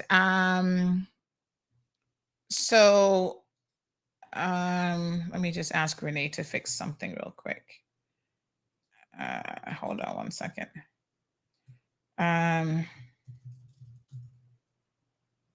Okay. So,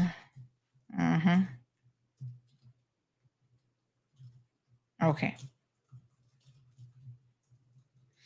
All right. So yes, he is wanted by the authorities. So if you know the location or whereabouts of this Cedric man, by all means, please reach out to the RCIPS and provide them with any assistance that you may have.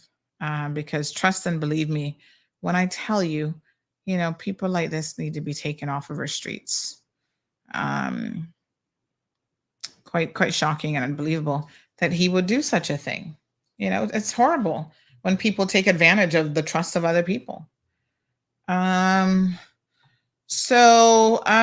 He's described as having a dark brown complexion, approximately 5'9", and of stocky build. He's known to frequent East End and is a heavy equipment driver by profession and is believed to drive a black Honda Fit privately. So you East End folks, if he's hiding up in East End, don't be harboring him. Do not be harboring him, honey child. Now, I think, the RCIPS, although a lot of our viewers did not agree on the platform, I saw the Facebook and comments that he's dark brown complexion. I think they just didn't want to say that he's black, because that's probably, in terms of a description, I guess that's not PC. I don't know. Not PC to just say somebody's black. What would be more politically correct? Darker skinned? I don't know. Y'all have me all confused with all the PC words. It's like light brown, dark brown, middle brown, so brown. I don't know. But I think he's on the darker side. Okay. But with the picture, I mean, obviously you can determine what you think his complexion is for yourselves, because y'all were blowing up the comments. Dark brown? He ain't dark brown, Sandy. What part of him is dark brown? I was like, hey, we just put what the police said. I don't know how you would describe him. I mean, he's a black man. He's a black man. I don't know. But very, very disturbing and sick allegations. This person said, Miss Mary Rankin had me laughing. She said, what part of him is dark brown?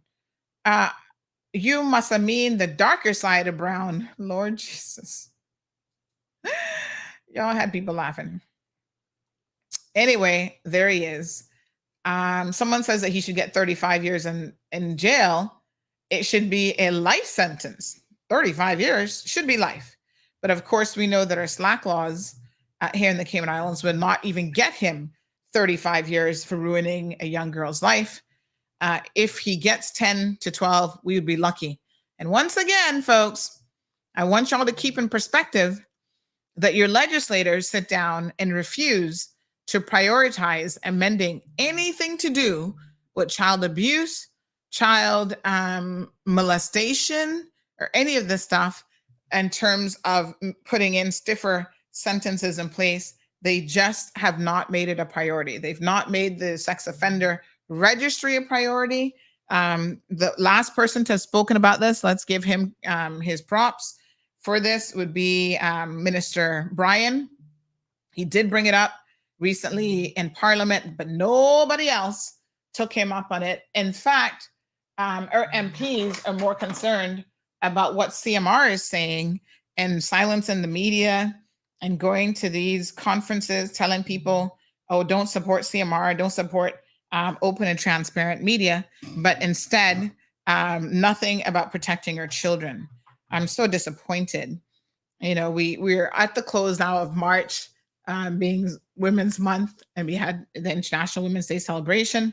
Still nothing as it relates to the sexual harassment legislation. And I'm just very, very disappointed about that. It's egregious to know that we can't get any real protections in this country as women and children. So sad. So yeah.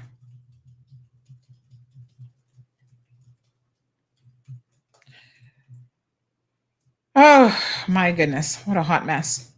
So let me just read some of your comments. They have what they need to put this legislation in place at this point to forward it. But I think their reservation is they have some people right in government, elected members, who would run afoul of this legislation themselves. This person says, he's long gone, Sandy. We are so afraid to call or to say that we're black. He's not even been arrested, charged, and people talking about 35 years and such. Right? That should be a life sentence, honey Joe. This other person says he is very darker than brown, but more like black. This person says, hopefully he's somewhere with his you-know-what cut off and shoved up his you-know-what. For Christ's sake, if you're black, you're black. Dark brown isn't black. There is black, and then there is black. Like I said, I think because the person writing that press release is probably the Caucasian lady who does the the communications. She didn't want to say that because then y'all would be trying to have her neck if she was just saying a black man. This person says, freeze the sale of bleaching soap. He soon be pink before you know it. Oh my gosh. You're all ridiculous. The police should say dark complexion. Yep, I think that would have made more sense. Okay, let's take this phone call. Good morning, caller. Welcome to the program. Good morning, Sunday. I wish we didn't have to put these kind of subjects on your media. Yes. But what difference does it make? What color is he? Well, I mean, Chinese, whatever. Yes, I mean, thankfully we had a photo. So important. Yes. People don't have their brains. They must have passed it out in the diarrhea. Because the thing about it is that why do people have to bring up the color of a person? Mm-hmm. We have as many white pedophiles as we do blacks. Well, I think to be fair, in the name of, just providing an accurate description, I think people are saying calling him brown wouldn't be an accurate description. If we had no photo, I think that this could be a very relevant comment. I think because we do have a photo, to me, it's neither here nor there. Yeah, I mean, and what is the legislators doing? Getting past every my take on this, and I say it with no reservation at all. Somebody in Parliament have something to hide. Of course they do. How many times I got to tell you that we got child molesters as MPs? And that is and sexually harassing women, that sort of thing. That's why they can't pass the legislation. Imagine we have a woman at the helm here who you think would be most concerned about these types of issues, but she's too busy placating to the men around her and making them happy and putting them in position. Several members of her cabinet and several members of her political inner circle have been accused of sexual harassment, sexual abuse, even sexual assault of women. And yet she's brought them into the fore, all for the sake of political, expediency and games. She ignores all of those comments and she simply doesn't care. I think that's the only logical conclusion that we can draw, is that she doesn't really care. Sunday, she must be, or we must be the laughing stock of the world, the rest of the natural first class world, when we don't have a sexual predator registry. Mm-hmm. It just really bothers the hell out of me when they can make all kind of laws as quick as they want.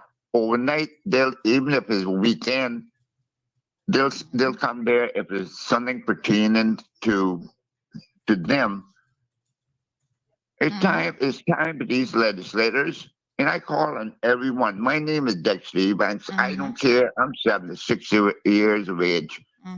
And this really bothers the hell out of me because you have been advocating for this sexual predators registry for how long? And nobody and everybody's turning a blind eye, and nobody out there in the public. We should be in front of the legislative assembly, protesting day and night. I mean, imagine, we submitted a petition many years ago. Another young lady has just started a petition now, and there's little to no traction that is being gained from any of this. So, I mean, I don't understand it. I just do not understand it. It is. They need to really update our laws. And then call them Mr. So and so. Of course, you're accused. That don't mean you're a convict. You're a criminal. you are a criminal if you did it, but nevertheless. Yeah, you're innocent until proven guilty, right? Yeah. But the thing about it is this should be a priority because we got every time you turn around, literally in not a month or 2 months go by, there's not something about sexual offenses being committed here. Every day. Time. Yeah. It is time, and I challenge each and every politician. And what about the women that is representing the people of this island? What are they doing? Well, it is sick. They must be sick in their head. You know, until a family member is caught up in this or them, then they're not going to do anything about it. It's time for these legislators, women and men, to come up to the plate and say, listen, enough is enough. It's becoming more frequent because we got more. Of course, we got some of the hardened criminals here in this island too, that is Caymanians, don't get me wrong. But we got people that is coming from all over the world. Like that guy, was he from Canada that had 3 girls that got him charged for? Which one was this? This is the one there recently where they had arrested him. Oh yes, George. Well, my God, let's talk about him for a minute. Anyway, I don't yes, even my dear. Thank you so much. My 15 minutes must go on. Yes, indeed. Thank you, Mr. Dexter. Appreciate it. Okay, bye. Yes, I mean, oh my God, there's so many of them these days. I gotta tell you the truth. They really are coming out of the woodwork. But yes, I mean, you know, I take Mr. Dexter's point. It's not really one about color. It's when the police are giving a description of an individual, how useful is the description? You know, they're saying dark brown. I see your comments. Most of you are saying, oh, honey child, he's black. You know, he not brown. He looks black to me, says Strong Will.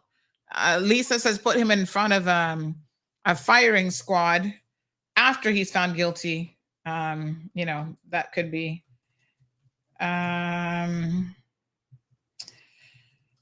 Well, it's not a possibility here anyway. Slackness, he deserved worse than life, says Siobhan. Miss Alice says he needs to be tied under a tree with ants, dose, and honey in his private area for days. Leroy has another suggestion. So the first thing we have to do is find him for him to go through the court system, folks, and be found guilty. And then, of course, like I said, because of the weak legislation that we have on hand, he's going to just get a couple years for ruining somebody's life. Please speak to your MPs. Please sign the current petition.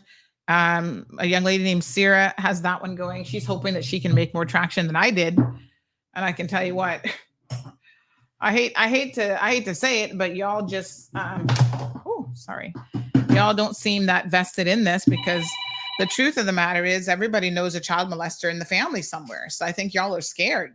Y'all just need to understand that it does not matter who the child molesters are. You need to take a stand for right. Good morning, caller.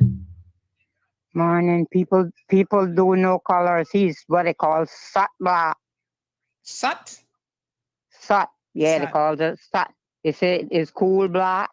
Is 3 color blacks. It is smooth black, cool black, and sut black. When you're black, they call you sut, like smut. I mean, I've seen people darker than him, so I don't think he's the blackest of the black. I mean, there's a little tinge of brown in there. But he's not, I wouldn't call him dark brown. I mean, But he's not a color mean. He's not a color mean. I do call myself white or black. I call myself brown. I am light brown. Oh, soot, like from a fireplace. Soot, yeah, like he's soot. Sut. Yeah, Sut. like smut. Sut. Yeah. Soot. Sut black. I think it's soot. Okay, I Okay, got you. sut. Okay, bye. Yeah, I gotta be honest with you. I really am the worst with shades of color. That's not my forte at all. Listen, I grew up in America. You only have two options: black or white or Asian. That's 3. That's it. There's no real other classification.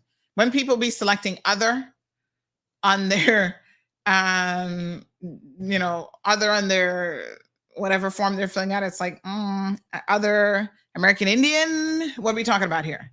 All right, Miss Darlene says, Mr. Dexter, his photographed here in the press. So yes, thank God we have a picture, because if we went by dark brown, we'd all be looking for somebody else. So anyway, that's a minor point. I think at the end of the day, what's most important is that this man is now officially wanted by the authorities after having been wanted by them since Wednesday. Negra says, and there is a reason why they don't enforce sexual laws here, because people in government does it. That's definitely one of the reasons. And it's also is so pervasive in our culture that we seem to be happy to turn a blind eye to it. I was having a conversation with someone. I'm not going to call any names because I'm really trying to ignore these people to a large extent. But I was just saying to them, how are you not concerned about when women are accused of molesting little boys and you can't have a relationship with a 14-year-old boy. That's rape in our books. The child is under the age of consent, which is 16 years old.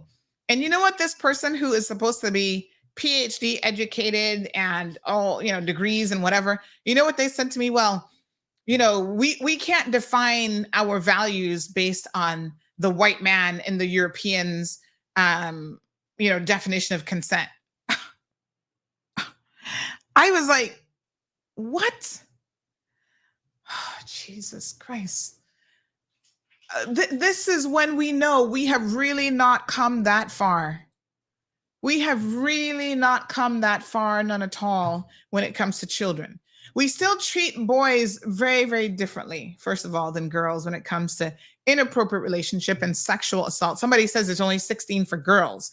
Does the legislation actually say for girls? Because it should be for everybody, male and female.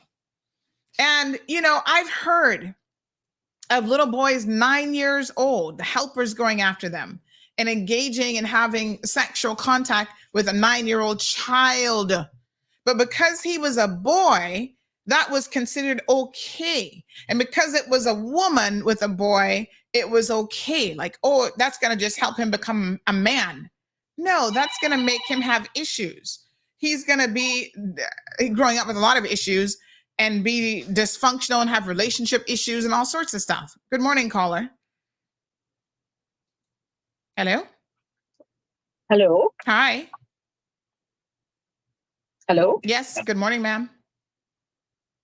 Hi, I just wanted to jump in there. I actually believe, in fact, the law, the age of consent for boy children is 14, and for young ladies it's 16.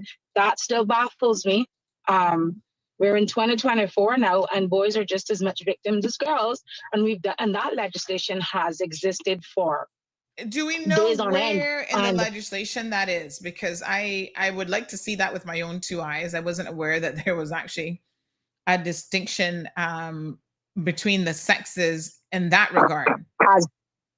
As far as I know, and I stand corrected if anybody has anything to the contrary, I look up the piece of legislation, but I do recall a personal incident, not personal to me, but personal that I was aware of.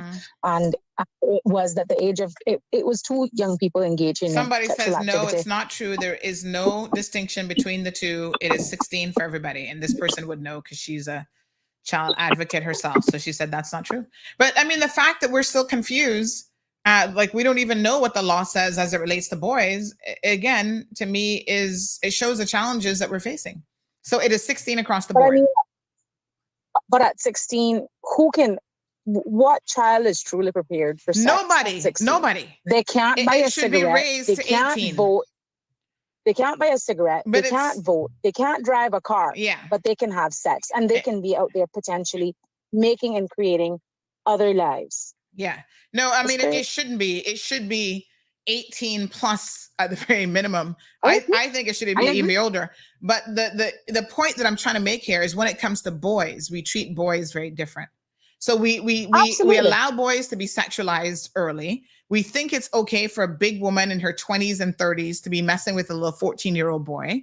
And like I said, this educated person, PhD educated, had the audacity to tell me, well, that's not a big deal because I refuse to be defined by European standards of who should be having relationships with a 14-year-old. I'm like, what? European standards? But this is our mentality. This is why this is an uphill battle. That is the sick level of society that we live in and will continue to live in. And heaven forbid that it's men molesting the little boys, because again, the little boys are afraid to come forward in those situations because they don't want to be labeled as homosexual, as gay, as the Q word, and all these other things. So there is that additional stigma. On the one hand, we want to over-sexualize boys if it was a woman and celebrate that inappropriate and unlawful contact. And if it's a man-on-man abuse, the children are so afraid because of the homophobic society in which we live. They're so afraid to come forward and say, my uncle was molesting me. This MP in government molested me. Yeah. Thank you, Absolutely. Caller. And thank you. All right, my dear. I mean, it's disturbing at so many different levels, folks.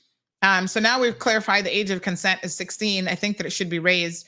I don't know if you guys remember this, but there was some years ago. I have to check and see if the chamber has recorded all of their chamber debates. But this would have been, oh my gosh, probably at least 15 years ago. There was a question. I remember it was the church hall here in Savannah. The chamber had their thing. Their political debate that they do every year, every political season. And one of the questions was in relation to the age of consent being raised. And, what's his name there? Oh my gosh. John Seymour, I don't know if he didn't understand the question, which was entirely possible. Maybe he's a little bit confused by the question. But he actually said the age of consent being raised, well, I think it's too high now. My mouth dropped open. I'm like, the age of consent is 16. How is that too high? You want to lower it to what? You think 14-year-olds should be able to give consent? But I don't know if he didn't understand the question or what, but I was shocked. I was legitimately shocked by his response. But then again, he says that he puts the bar so low. Who knows? I don't know. What a hot mess. But yeah, we really have to change the narrative. Did you hear about the girl that left her baby? Yes, my dear. So, all right. Lord have mercy. All right. So there's a guy by the name of George. He is involved in this sex ring. Let me tell you that there are certain things that I cannot say that I'm aware of with George, but there's some things that I can say that I want to share with you guys. So George is from the UK. And again, Caymanians, y'all are like, listen, tell those people over at the RCIPS when they write their press releases, do not, under any circumstances, confuse us with George. Talking about he's from Georgetown, he from West Bay, whatever. Y'all don't like that kind of stuff. Y'all are like, are you crazy? Please tell them to get it straight. So I'm trying to find George's picture. Just give me a second here. George is from the UK. His parents actually own a local restaurant here in Cayman Bay.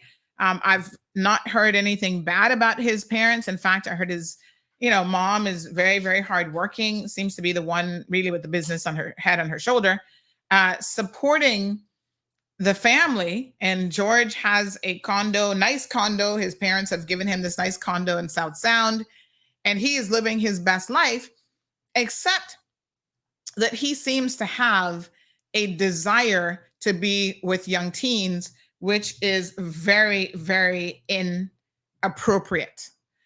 The irony of the situation with George, let me try and find this thing, right? They're accusing him of running a sex trafficking ring of young girls. And so I know y'all might think that this is not happening here in the Cayman Islands. Not only is it happening here in the Cayman Islands, but George is not the only participant. We need to hear about other people who have been arrested.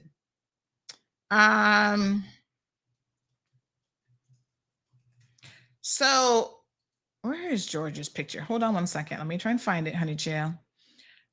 So yeah, I mean, this is, the people who know George say to me, Sandy, nobody should be surprised by this. This young man actually has a history. Let me just find it. That he has a history of being engaged in this kind of behavior with teens. Wow. I think, though, that this is the first time in my mind that I am aware. I'm still trying to find this article. Where the heck is the article with George? This might be the first time that I am aware of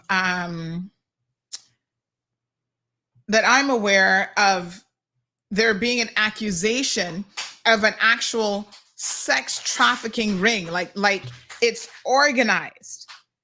I think that this has been happening a lot longer than the people of the Cayman Islands wish to admit. Give me 1 second. I'm still trying to find his picture here. I'm going to put my hands on it.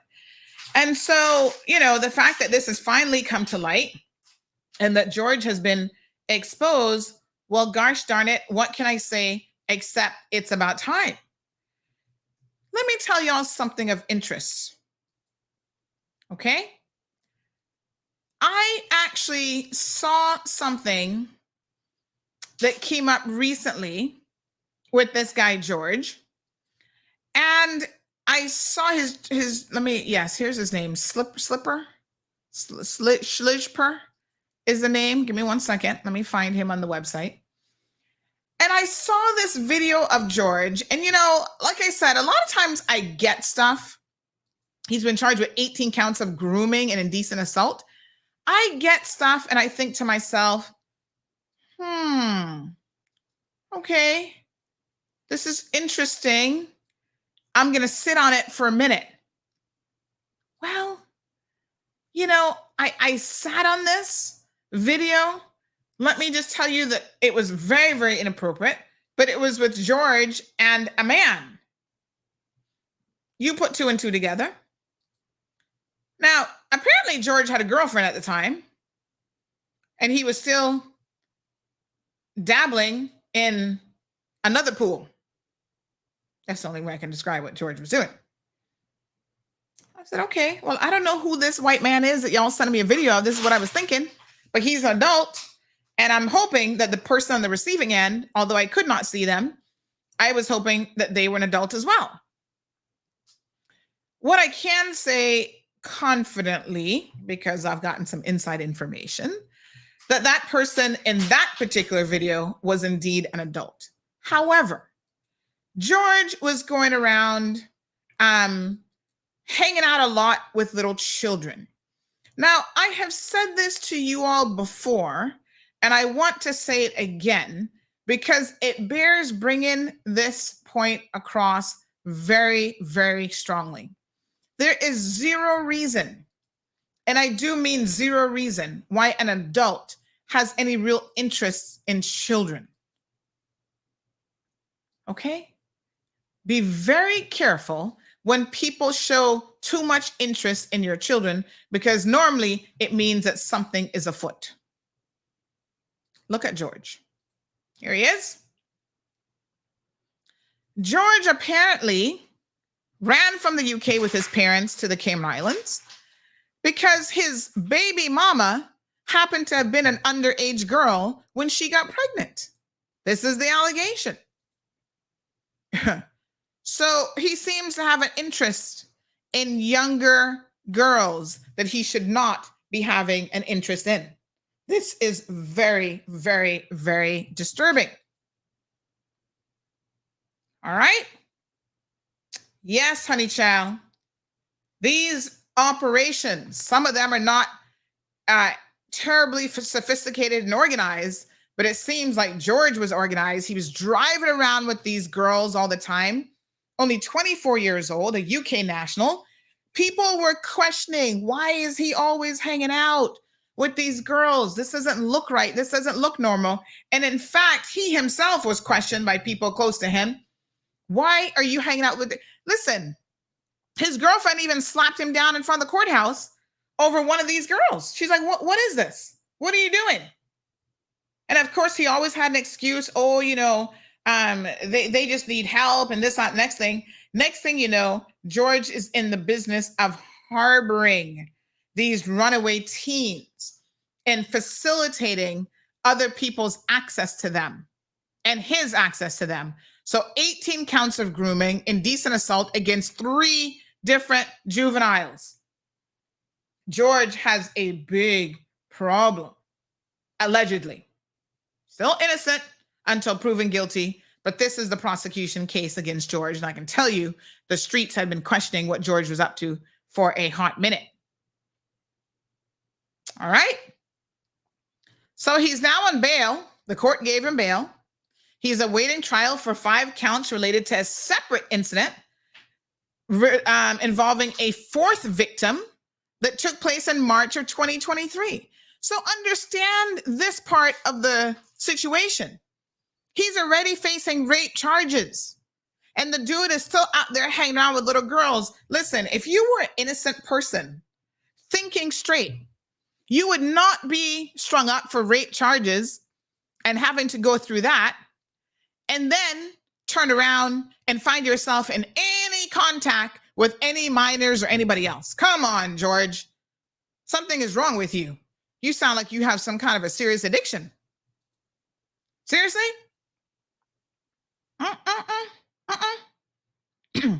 This doesn't make any sense. Sexual communication with a child, meeting a child following sexual communication, and indecent images. Well, the prosecution says that they have carried out a very complex investigation and that the police have a lot of WhatsApp messages, text messages, everything, communication between him and these minor children. My God. No, sir. This dude is sick.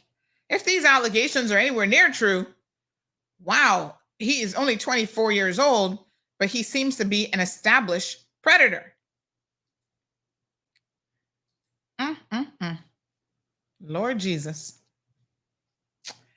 Complex inquiries have divulged various communication devices involving over 13,000 messages were conducted, identifying further evidence against the offender, resulting in the most recent arrest and additional charges. Wow.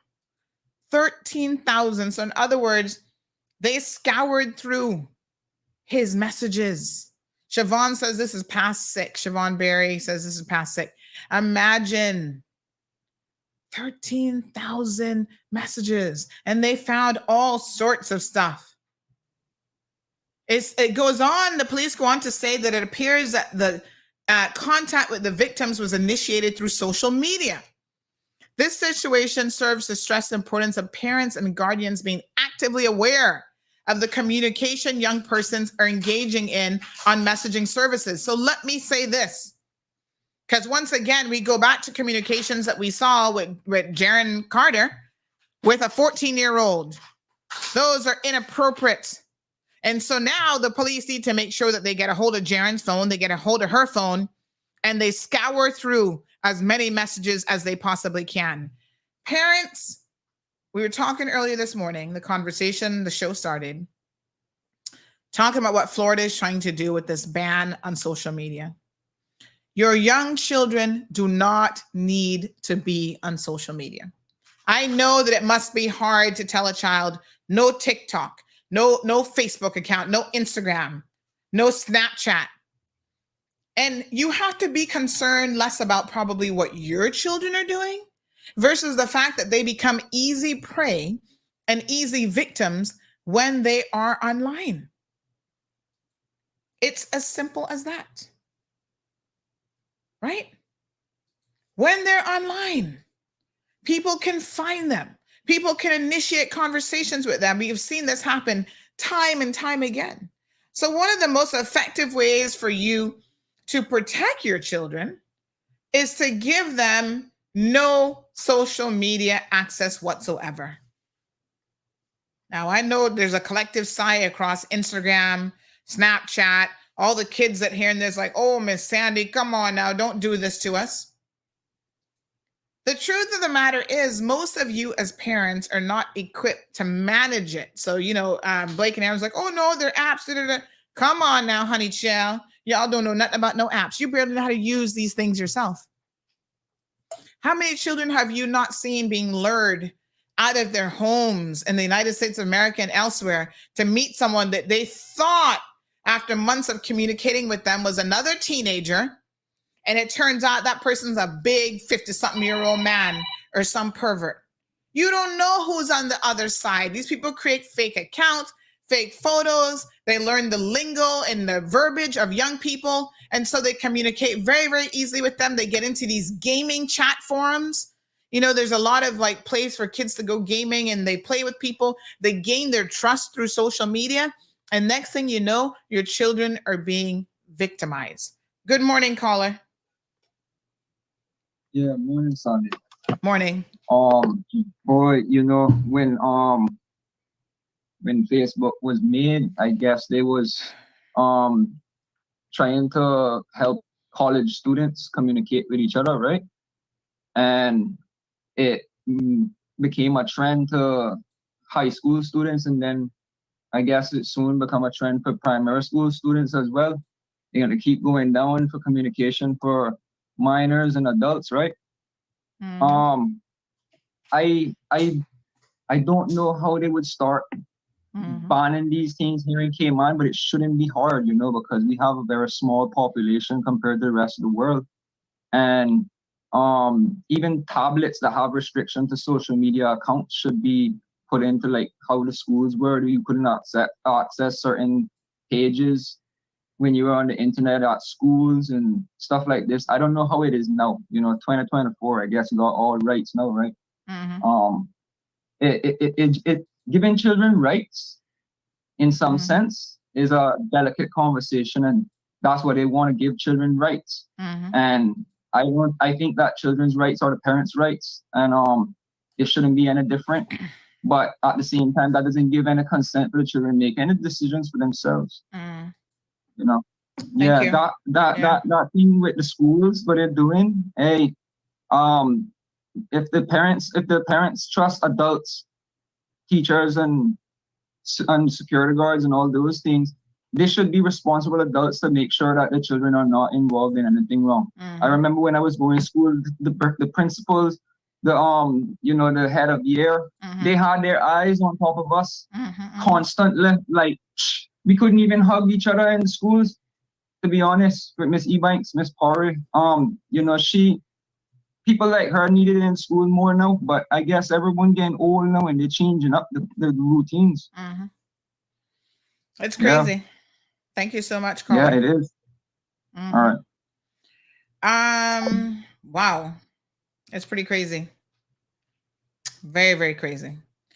But it's a reality, folks, and parents in particular, that I need you all to be very, very cognizant of. I need you to pay attention. You can't fall asleep at this wheel, because this could mean your children being at real risk. So Ms. Olive says the age of consent for her is when you can afford, you and your partner, to choose no child or children is going to be sleeping in my house and having sex, and I have to provide them with soap for them. I grew up in a home that says, look somewhere to push your head before you look somewhere to push your figure. You fill in the blanks on that one. Somebody said, I think it was Miss Pat, says, parents, you are the first guard between a predator and your child. That's right. You are the first line of defense, and you have got to be making better decisions on behalf of your children. Now, I'm cognizant of the time. I do have to go, but let me just say this. We can talk about this a little bit more tomorrow, but we see yet another celebrity, Diddy, now falling by the wayside. Yesterday, his house was raided by the authorities. Sean Diddy Combs. He had multiple homes, I think one in Miami and one in Los Angeles, actually raided, and his sons, it was raided by Homeland Security, and his sons were actually arrested. So his private jet is now on the ground in Antigua among federal raids. What is the dude doing in Antigua? Stay your behind in the United States of America. Good morning, caller. Good morning, honey child. How are you? Good morning. Good, good. How are you? I am blessed and highly favored beyond all measures. Nice. Just start to listen to the topic. I have a question for parents. Why don't they speak out regarding having their children or their young children leave primary school and go to the high school to be mixing with senior students? It had come to my attention that we had a year 9 seduced some girls from year 7 and trailing them to the restroom and wanted to have sex with them on the school compound. Parents need to stand up and speak out. We need our middle school back. That's right. That's right. The decision to get rid of that middle school has been detrimental. I agree. We should not be putting our young children coming out of primary schools to mix with senior kids that are in high school. That is so wrong. That's where you find a lot of our younger children being bullied by these bigger children because they're not up to size with them. Our children's safety should come first. And this is not happening. I agree. We need the parents to stand up and speak out and request to have our middle school back. I think somebody said that Ralston was the minister at the time responsible for accepting that change. I'm sure it came from the civil servants, but trust me, it should be changed. Those kids are too young when they quote unquote enter high school. 9-10-year-olds talking about they're in high school. No, honey child. In the United States of America, you're not in high school till you're like 16 years old. What on earth is this? You know what I'm saying? It's a recipe for disaster in more ways than one, caller. And I could not agree with you more. And I think this minister, who's now been in there for 8 years, should have reversed that decision. And we have ample school grounds. If they would spend money on that, instead of trying to throw away $50 million on a BRAC high school, she could have repurposed some of the campuses and split the schools back up. Thank you, caller. Thank you, dear. All right. We've talked about this before, and I think it's a very, very salient and valid point. Put the middle school back in place. It makes no sense to mingle children like this. And in fact, some private schools, for example, I know Prep has a completely separate campus. The high school campus is completely separated from the younger children. And that makes good sense. Right? Why are we putting these young children, and I see it all the time, with bigger boys and bigger girls, and it contributes, as a caller rightfully said, to bullying and physical fights, as well as the sexual stuff that is going on. They're preying on some of the weaker and younger children, and it should not be allowed. Folks, come on now. You got to start speaking up. You've got to, I appreciate the call, because you've got to let your children know. Ivania says Cayman BRAC High School, to my knowledge, has never had a middle and high school separate. That's because you only have 100 kids. I mean, let me be very, very clear. When you only have 100 children, you can manage things a lot more. Cayman BRAC doesn't have the population to justify 3 different campuses at the middle and high school level. Now, let me say this about the BRAC. We also know that when it comes to all 3 islands, not all things are created equal, Ivania. And unfortunately, in Cayman BRAC, this issue of child abuse is rampant.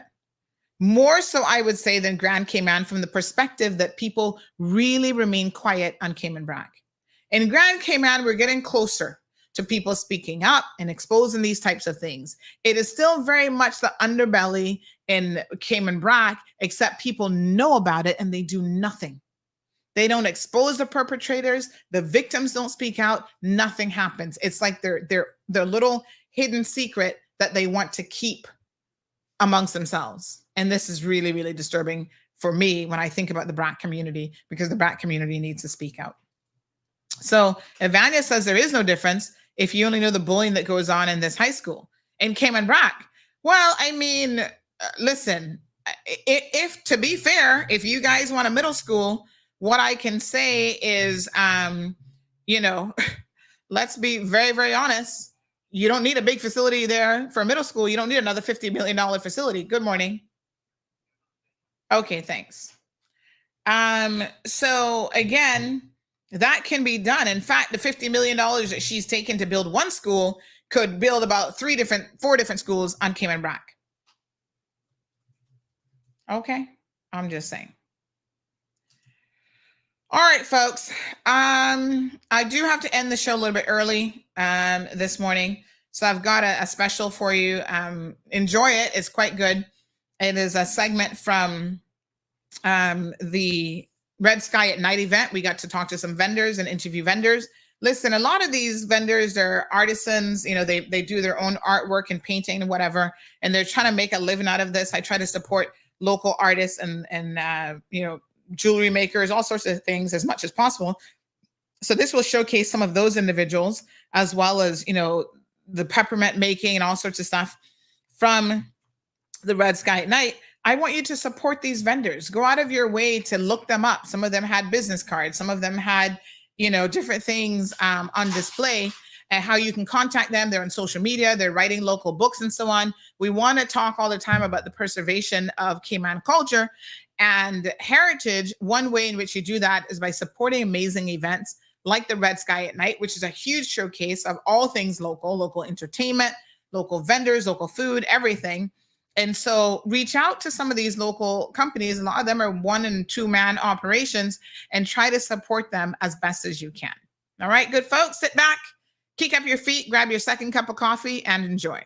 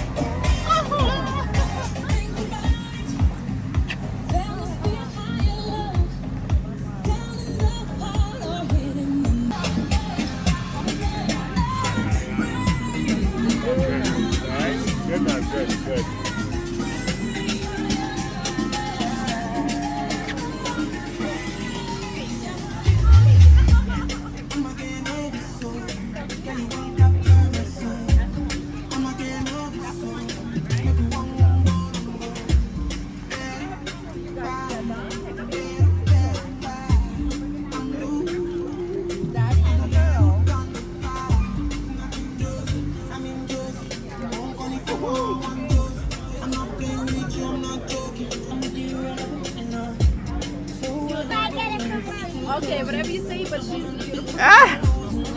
Nice to meet you. Thank you. You're welcome. I don't find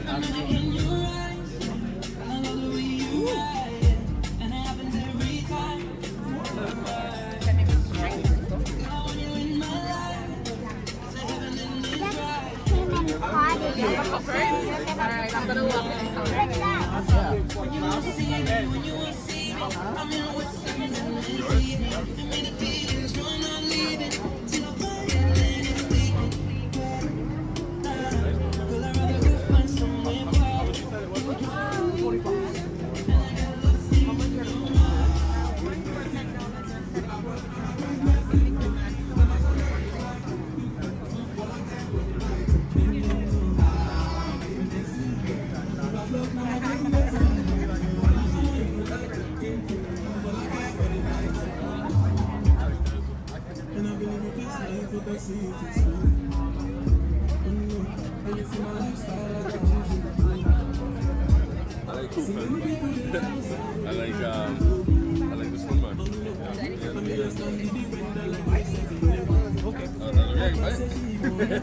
She got change for You got $10 change? Yeah, I got $10. Okay.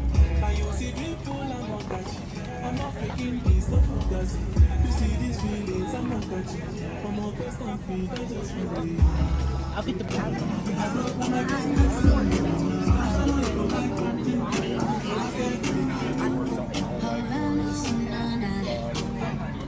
Someone else gets their pension, all the vacation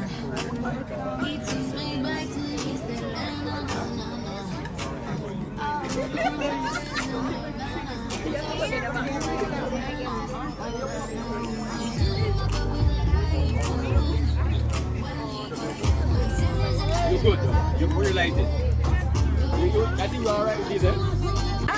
All right, so what's the name of the business? This is Yummy Bags and Things. These are her Okay. business cards. Would you like one? Yummy. Yeah. Okay. Yummy, Nice. Yummy Bags Okay. and Things. So tell us a little bit about what you have here. Okay, so she has her necklaces here. These are for $8 each. We have the bracelets. We have these little cute rubber bands, bracelets once more. She also makes bags. Okay. The tote bags, different cute designs. Scrunchies.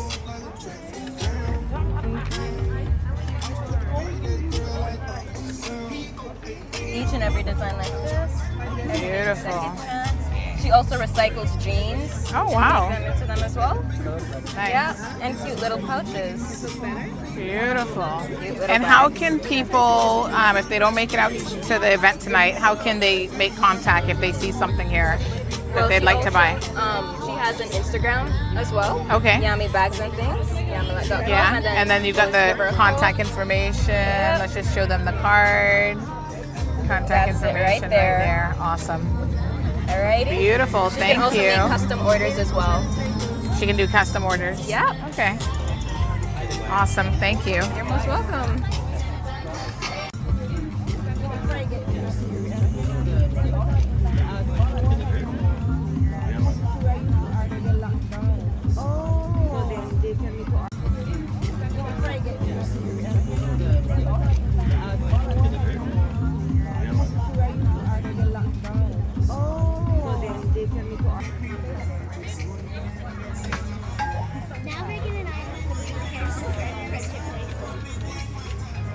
They feel it like every festival.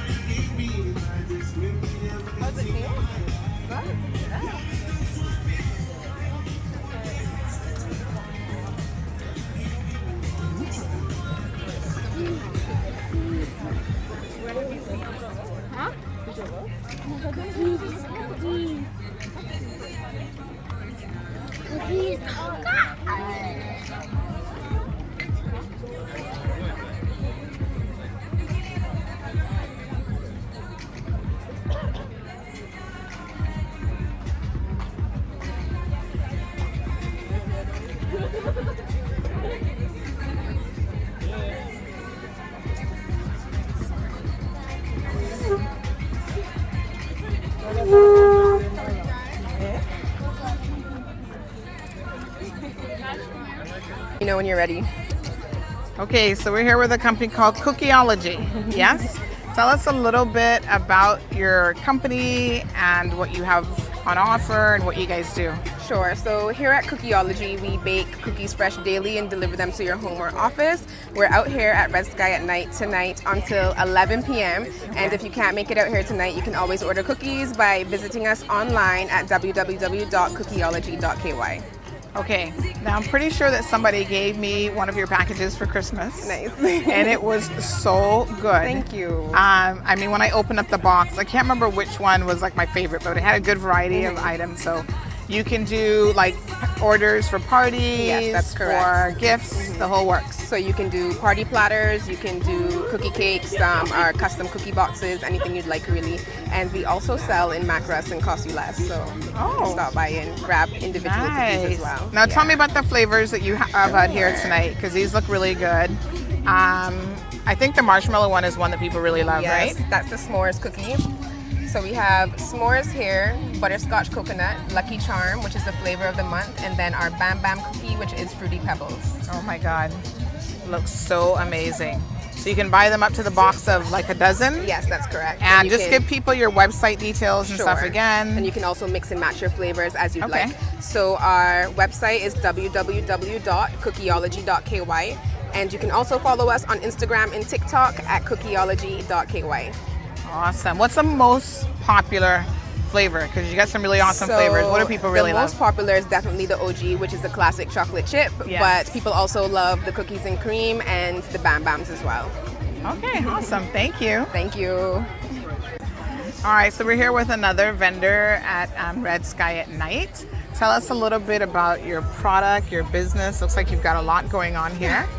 Okay, my name is Teresa Thomas, and tonight for Red Sky at Night, I'm actually doing the all East End, well, for districts, it's called in Cayman Islands. You can put your name on there, personalize them, and this actually has the national anthem on it as well. And I can do coffee cups as well. I personalize items for people.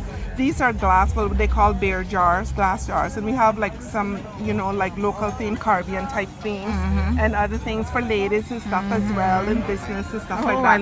I love the turtle. That one's Thank so cute. you. Yes, Nice. and then with all of these, I can personalize them. So if you give me pictures, whatever, I can also add them on there. Also on book bags, wine bags, and stuff as well. And then we have this is one of the cutest one that everybody like. Right? So keep your feminine products in there. in your purse. Yes. And then we also have it on here. These also have jewels for the zipper jewel as well. Beautiful. On there. And then the other thing is my book. It's called Girl Sit Right Here. You can get it on Amazon or Book Nook or Next Chapter. And it's a daily inspirational and for daily living. It has motivational quotes and stuff in there, inspirational quotes. See, you know, you can use this in the morning, in the evening, after day, you know, as you relax and stuff as well. It's written by me, and everything is done in there is by me. And it's also, like I said, available on Amazon. And we're having that out here tonight. So that's what we're doing and if here. people don't catch you tonight, how can they get in contact with you? Oh, well, of course, I'm on Facebook. Yes. Teresa Thomas. Everybody pretty much knows me. On there. And do you have a website address or just social media for now? No, we don't have just the social media for now on there, and for the books on Amazon. But they can, and all of those can be personalized. Whatever you want, I can print it for you and also add your name on there. And then we're also doing waist beads over here, which this one is called waisted. That's my younger daughter. Oh, so let me push her. Yes, absolutely. As she has these elastic waist beads that she does herself. And these can go for different sizes. You know, it doesn't matter what you have a waist. Everybody has a waist. So these can tie, you know, wherever you want, or the elastic ones, and then the bracelets and stuff. And of course, you know, these are pretty much waterproof and stuff as well. So yes, that's what she has. What's your name, young lady? Nice. So you're following in your mom's footsteps, entrepreneur. The entrepreneur spirit. Yes, I'm trying to get her in there. I love it. Absolutely gorgeous. No, absolutely. This is fantastic. Yes. All right. Beautiful. So that's Thank you. These two are matching. Okay. No, this and this one. This and this one. You okay with these two? Yeah. Okay. So that's 2, 4, 5, 7, 2 7s, 14. Take your time. Yeah. Shopping. We got a bunch of Crocs for Christmas. Just keep putting your hands in and you'll see them light up. Mushroom? LED. Nice. These two are matching. Okay. No, this and this one. This and this one. You okay with these two? Yeah. Okay. So that's 2, 4, 5, 7, 2 7s, 14. Take your time. Yeah. Shopping. We got a bunch of Crocs for Christmas. Just keep putting your hands in and you'll see them light up. Mushroom? LED. Nice. bona fide farmer, from the farm to the kitchen. And from the kitchen right here, over here we have the jams. We also have coconut jams. We have it in pineapple, we have it in mango, we have it in hot pepper jelly, coconut hot pepper jelly. And over here we have the mild mango. Here we have papaya, coconut mango sauce, coconut papaya sauce, tamarind sauce. And here we have pineapple sauce. We have lemon. We have one thing new on the market, and that is lemon ginger sauce. And we also have the breadfruit sauce. Wow. And of course, we have the jerk. We never out the jerk sauce. So whenever you want your jerk sauce, just come by our call, Bonafide Farmer.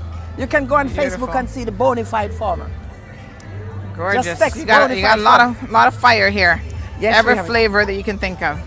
Which is your most popular one? The jerk, and now the ginger is very popular. Ginger, really? Ginger, yeah, the ginger popular now. Wow. Okay. Yeah. Nice. And of course, these sauces you can pretty much put on anything, any kind of And- meat and fish, whatever you want. Yeah, since I made the breadfruit sauce, it's like the shock about the breadfruit sauce, so everyone want to taste, so I'm running out of breadfruit sauce. So now I had to try getting breadfruit to make the breadfruit sauce. Wow. It's very Okay. good. Does the breadfruit have to be ripe for the sauce, or it don't really matter? Well, I made it right for it. Yeah. I do the breadfruit jam too. Okay. And this is one now that is bad in the market. We say bad. My grandson would say mad. This is the dry jerk seasoning. Okay. Wow. Everybody want to try the dry jerk seasoning. So it's number 1 on the top chart. Nice. Beautiful. Welcome. So all of your jams and jellies, you come They're right all here. made from this Scotch bonnet pepper. Scotch Bennett. Yes, yes, yes. And the mild, when I do the mild mango, yeah, mild tamarind, it's all made from the seasoned pepper. Right. Not as hot. It's not as hot. So anyone who don't like pepper, they can eat the mild. That is the seasoned pepper, Cayman seasoned pepper. And that's the best in the world. Yeah. Cayman seasoned pepper. You don't Well, go there's anywhere. some big peppers you have here, yeah? Yes, man, I planted it on my farm. I even have a picture. Beautiful. Wow. I love this now, you know. Yes. Yeah, nice. this is what I love. Beautiful. Cool. All right. Jams. Delicious. Nice. All right, folks. Fresh eggs too? Pardon? Yes, I have farm eggs. I do eggs. And I do papaya too. Okay. So if you want egg or papaya, just call me. All right. Beautiful. Thank you. You're welcome. Okay. All right. So we have the booth More Than Words. Tell us a little bit about what you have available here and, of course, how people can find you. Lots Okay. of good books. We have lots of local books. You can find us on the second floor of Thompson Building in Georgetown. And it's called shop number 4, More Than Words. So You have a we do website and social media presence? Instagram, which I'm still learning how to work it out. Yeah, I'm not no problem. I'm not gonna lie. I'm still trying to figure out how do I post this one? Okay, no. Do I put it on story? Do I put it? I'm just kidding. I'm still trying, but we're here. Yeah. So and you have find a us. lot of books for kids, which is what I absolutely love. Yes. That are all Cayman themed and stuff like that, right? And we welcome this So, new one to the National fold. Heroes, beautiful. Yeah, we welcome it. It's a composition book, and you find. Oh, look at that. That's I know. gorgeous. Yeah. And so this one is my three three little dots. on the big world map, of Yes. course, representing all 3 Cayman of the Islands, Cayman yes. Information about the Cayman Islands. Oh, this is so pretty. Yes. Beautiful. Awesome. And then we have, now I love this. This is pretty cool. So it is never give a up. clip book and a notebook in one. So just show us how that opens up. Oh, So yes. you're on the front, like you've got the clip book part of it. Yes. And then you can open it up to an actual notebook. Isn't that nifty? Yes, it is. All in one. All in one. Kind of solution. Beautiful. Yes, yes. I love it. And then you have a few other little things over on this side as well. Gorgeous. All right. Ooh, some large print jump. These are good for kids. And help adults. they're not too. so kids. Yeah. I Yes, know. yes. Very beautiful. All right. So do you have a contact number or email address that people can reach you? Oh, yeah, Cayman Reads, as in Cayman Reads gmail.com, and 936-5544 is the number for the shop. 936-5544. All right. Thank you so much. Thank you, Sandra. Appreciate it. Thank you.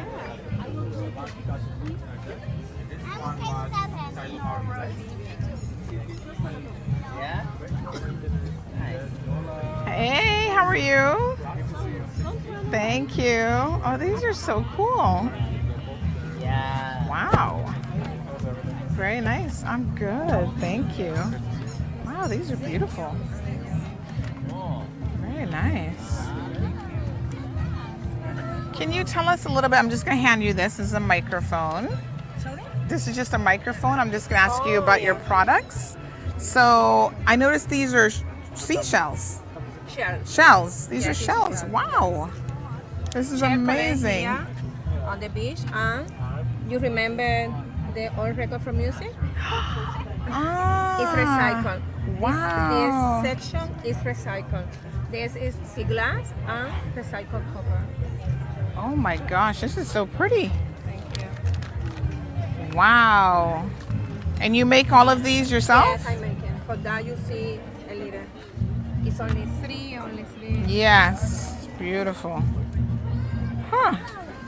Absolutely gorgeous. Beautiful pieces. Oh, look at these, folks. It's This is so pretty. And ay, no me dio tiempo, mami. Mira.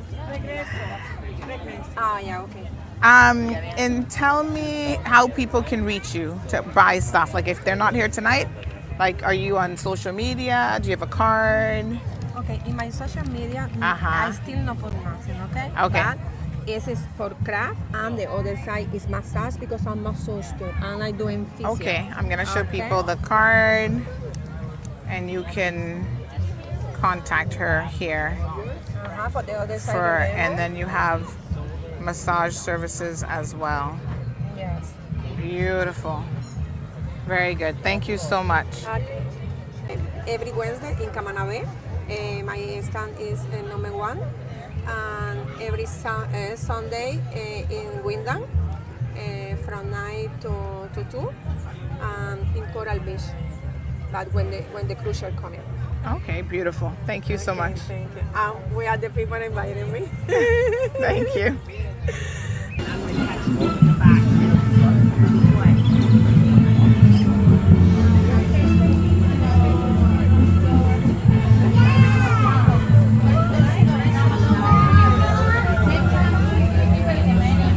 Yes, sir.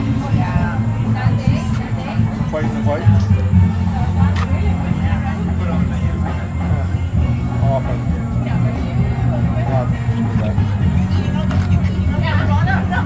You're coming down here right now? Yeah. We catch up tomorrow then.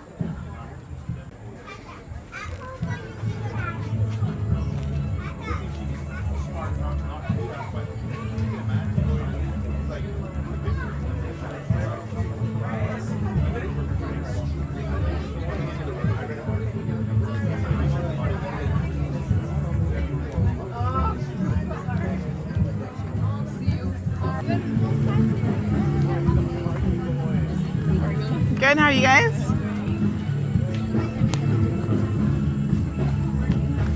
Hey, how are you?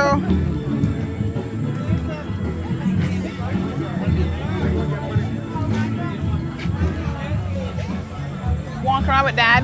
Hey, girl. Hey, Mama, how are you? Good. Isn't this one beautiful? It's gorgeous. That's a great shot. Yeah, very pretty. Okay, so you want me in the light? So I'm Donovan Sewell. Yes. As you can see, all my stuff all my paintings is all about nature. Yes.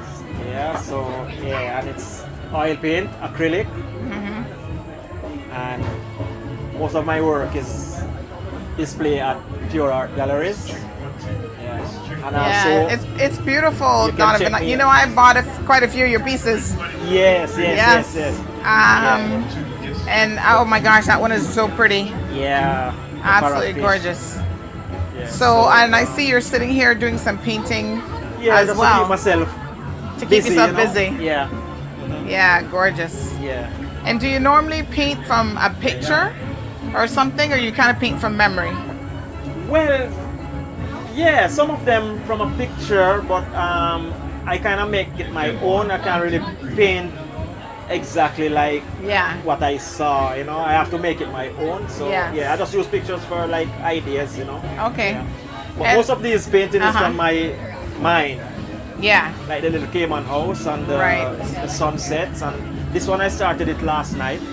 Which one is that? This one right You here. just started that last night? Yeah, and I just bring it just to Oh my gosh. work on it. Yeah, so I've been working on it from Beautiful. my setup. So yeah. Yes. And that's All right. And Donovan, yeah. tell us how people can contact you. We have some Okay, cards all the information here. is on the card right there. Yes. So yeah, but there's another number at the back. If you can't get me That's on the best one. number. Right. Yeah. All right, 322-7296. Okay. And I can yes. tell you that Donovan has some amazing pieces. Yeah. This is a small portion Right. of his collection. Oh, I like that black and white one. That's nice, Donovan. Okay. With the stones? Oh yeah. yes. So I did one in color, and I decided to do another one in black and white. That so, one in black yeah. and white. Very nice. Absolutely gorgeous. Well, it's so good to see you again. Yes, same here. Thank you Thank you very much. much. Yeah, no problem. Okay, so we're here with another vendor at Red Sky at Night. So tell us, what's the name of your company? So we're Fresh Start Studios. I'm a ceramicist under that. Josh is a leather worker. Okay, beautiful. The products you see here are all handmade ceramics made here in Cayman. Influenced obviously Gorgeous. by Cayman motifs. Yes. And a variety of hand belting, mold making, and then everything is fired in a kiln up to 1800 degrees Fahrenheit. Wow. So you have food safe dishware, microwave safe, and dishwasher safe as well. Beautiful. So you got everything from mugs to Plates, platters, bowls, decorations, and everything is functional, and that's what we go for, fun, fresh, and functional. Beautiful. And tell us a little bit about how people can reach you. We're on social media, Yeah. so you can find me at Island Art Chick on Instagram, and you can. I'll let Josh talk about his work in a second, but you can find my ceramics under Island Art Chick. Absolutely gorgeous. Love it. Thank you so much. Beautiful. Hi. And then we got Josh over here. Just stick that mic on for me. Leather. Wow. Yes. Beautiful. So these are all full grain pieces. Just real strong full grain hides of buffalo, some cowhide, calf skins, and some German chrome tan. So this is a bag that I actually did a while back. My goal is really just to bring high quality leather goods and make them accessible.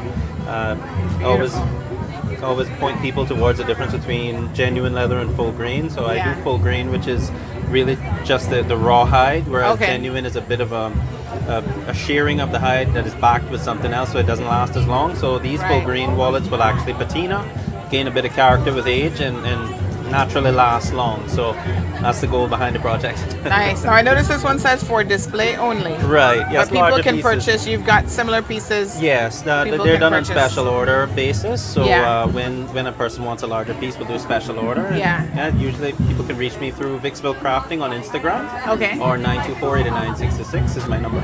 All right. Beautiful. All right, Well, thank you thank so you. much. Appreciate it. All right. Take care. Okay, so we're here with another vendor at Red Sky at Night. So tell us, what's the name of your company? So we're Fresh Start Studios. I'm a ceramicist under that. Josh is a leather worker. Okay, beautiful. The products you see here are all handmade ceramics made here in Cayman. Influenced obviously Gorgeous. by Cayman motifs. Yes. And a variety of hand belting, mold making, and then everything is fired in a kiln up to 1800 degrees Fahrenheit. Wow. So you have food safe dishware, microwave safe, and dishwasher safe as well. Beautiful. So you got everything from mugs to Plates, platters, bowls, decorations, and everything is functional, and that's what we go for, fun, fresh, and functional. Beautiful. And tell us a little bit about how people can reach you. We're on social media, Yeah. so you can find me at Island Art Chick on Instagram, and you can. I'll let Josh talk about his work in a second. But you can find my ceramics under Island Art Chick. Absolutely gorgeous. Love it. Thank you so much. Beautiful. Hi. And then we got Josh over here. Just stick that mic on for me. Leather. Wow. Yes. Beautiful. So these are all full grain pieces. Just real strong full grain hides of buffalo, some cowhide, calf skins, and some German chrome tan. So this is a bag that I actually did a while back. My goal is really just to bring high quality leather goods and make them accessible.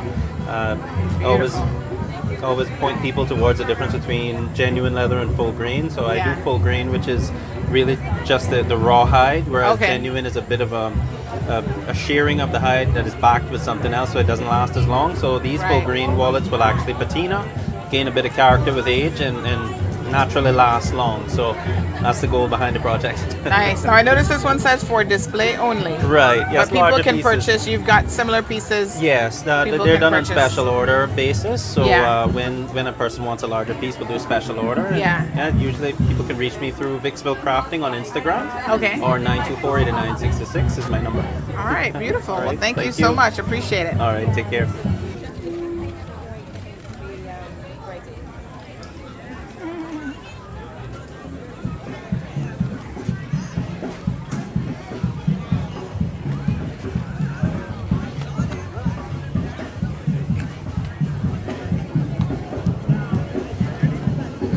Food section, folks, over here. Oh yeah, I'm coming back.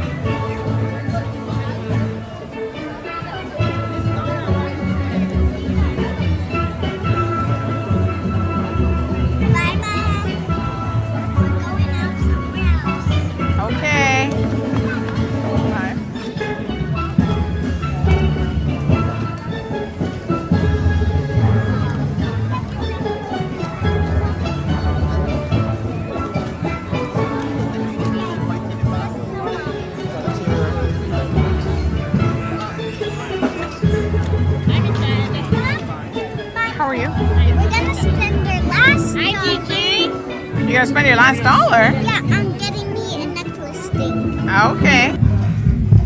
So this is the Cayman Village segment. You have your Cayman homes with your traditional sand and conch shells, nicely decorated. Some artwork and stuff here on display as well, showing you how it used to be done back in the day. Absolutely gorgeous. Look at this. So pretty. And then of course you got your little smoke pot over here. I don't know if y'all can see it, but it's really working, smoking out those mosquitoes at the night. Another excellent turnout for Red Sky at Night.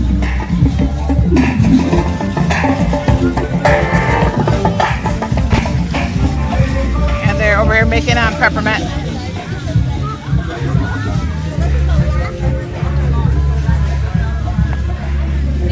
That's the lady gonna talk to. See? That's the lady gonna talk to. See? Yummy? The peppermint's yummy? Hi! We have one left. How are you? Oh my gosh. You got 2 bags left. You got 2 bags of peppermint. Do you know how to make peppermint? I just learned, You just learned how to make it? So I can try a piece of this? If you like it, you can get 2 bags. Oh. So you let her know what it is. That would be $4 for 2 bags. Alright. Let her know what it is. Yes, tell me. Put this on so we can hear you properly. You gotta explain. That's your little microphone. Okay? Yeah.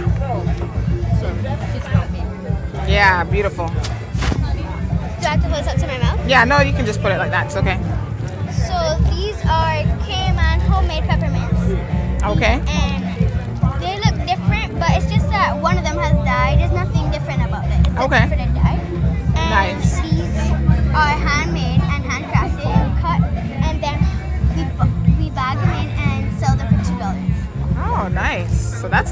deal. And they're made by Miss Della. Yeah, they're made by Miss Della. Beautiful. And if people want to contact you to get peppermints, how can they reach you? Instagram or Facebook. What's the name of the company? Della Sweet. Okay, beautiful. All right. To buy a bag. So, sir, do you have any money? Buy some peppermints. I'm the last one that what's the law? See, these are two types. We have blue and we have white, but early on we also had green. And we also make red as well. And they're made by hand. Yes. That has money. Yay. You want 2 bags or just one? Just let's do the blue ones. Blue one? Yeah. Thank you. There you go.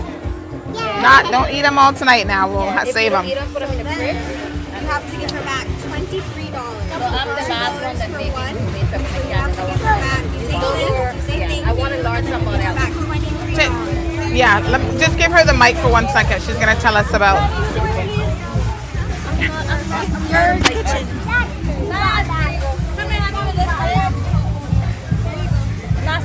Just tell us. No, just put it on. Put it on. Put it on. Put it on. Put it on. It's recording already. Go ahead. Just tell us about. You were mentioning that you're the last person that's making them. That's it. Yeah, I'm the last person that make on island that making peppermint candy. Yeah, I learned from my great grandparents, my mom and stuff teaches us. Yeah. And how long have you been making them for? 30+ years. Yeah. Yes, ma'am. Yeah. Beautiful. And we do them demonstration with schools and events like this. We do demonstration and stuff. Yeah. Homemade peppermint candy. Yeah. Yeah. From scratch. Oh my gosh. So you want to train other people how to do this? I would love to train other young folks to carry on the legacy. Wonderful. And tell us, what is how long does it take to make peppermint? The process take about 30 to 45 minutes from start to finish. It's a process that you have to go with boiling the sugar. From boiling the sugar, you put it down to cool. From cooling, then you take it when it's to the temperature, you can handle it with your hand. You take it, then you put it onto the nail, and then that's when you beat it till it turns white.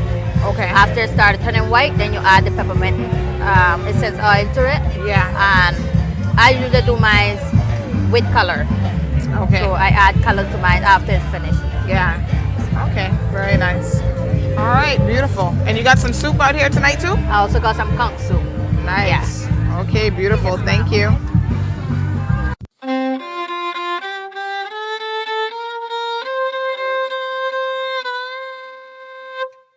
Come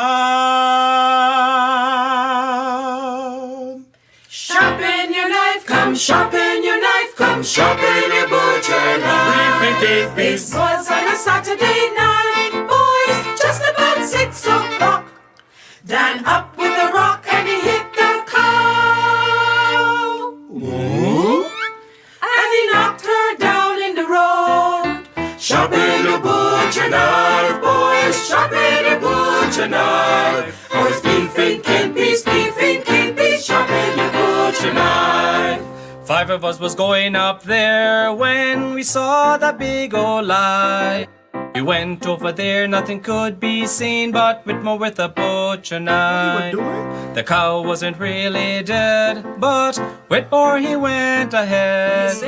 The first thing he did was cut off the head and cut the throat with a knife.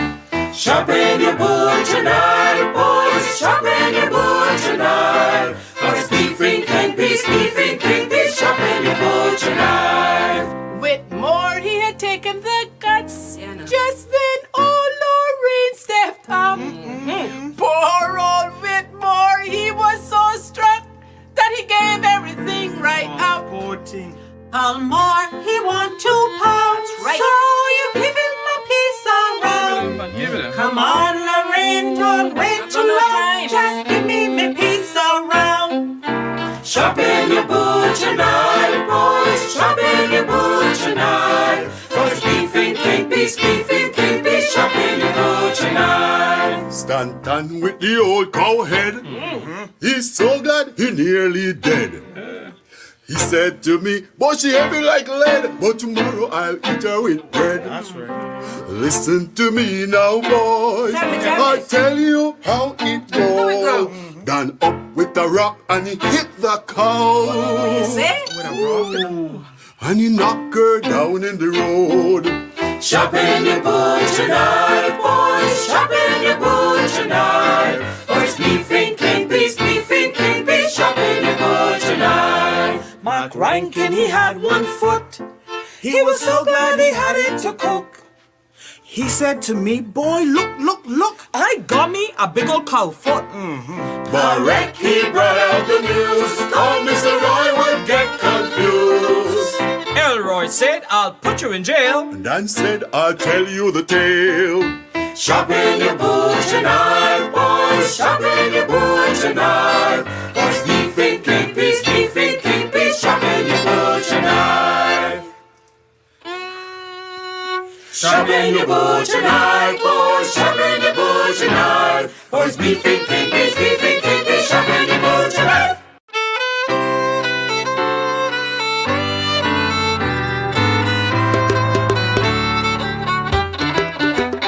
I can see the willows waving on your southern shore as the breeze gently whispers through the trees. And the song I hear you singing flows across the distant shores, and it seems to say, my child, come back to me.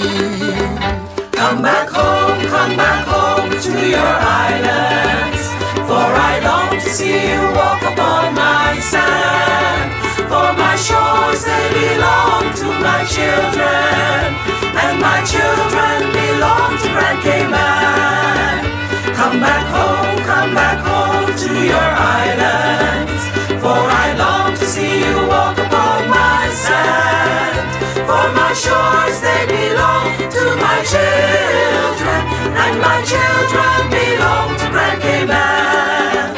I can smell the salty air upon your harbor as the northwest winds blow across your sea. And I can see the foaming white caps as they break against your shores. Like a distant drum I hear them call to me. Come back home to your islands. For I long to see you walk upon my sand. For my shores, they belong to my children, and my children belong to Cayman Bragg. Come back home to your islands. For I long to see you walk upon my sand. For my shores, they belong to my children, and my children belong to Cayman Bragg. And although distance has come between us, and I've been to many ports and many lands, I can see your West Bay beaches and your shiny coral sands, and my heart it longs for you, oh Grand Cayman. Come back home to your islands. For I long to see you walk upon my sand. For my shores, they belong to my children, and my children belong to little Cayman. Come back home to your islands.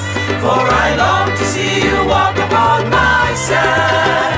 For my shores, they belong to my children, and my children belong to little Cayman.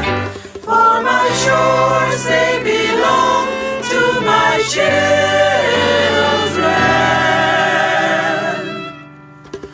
and my children belong to Grand Cayman.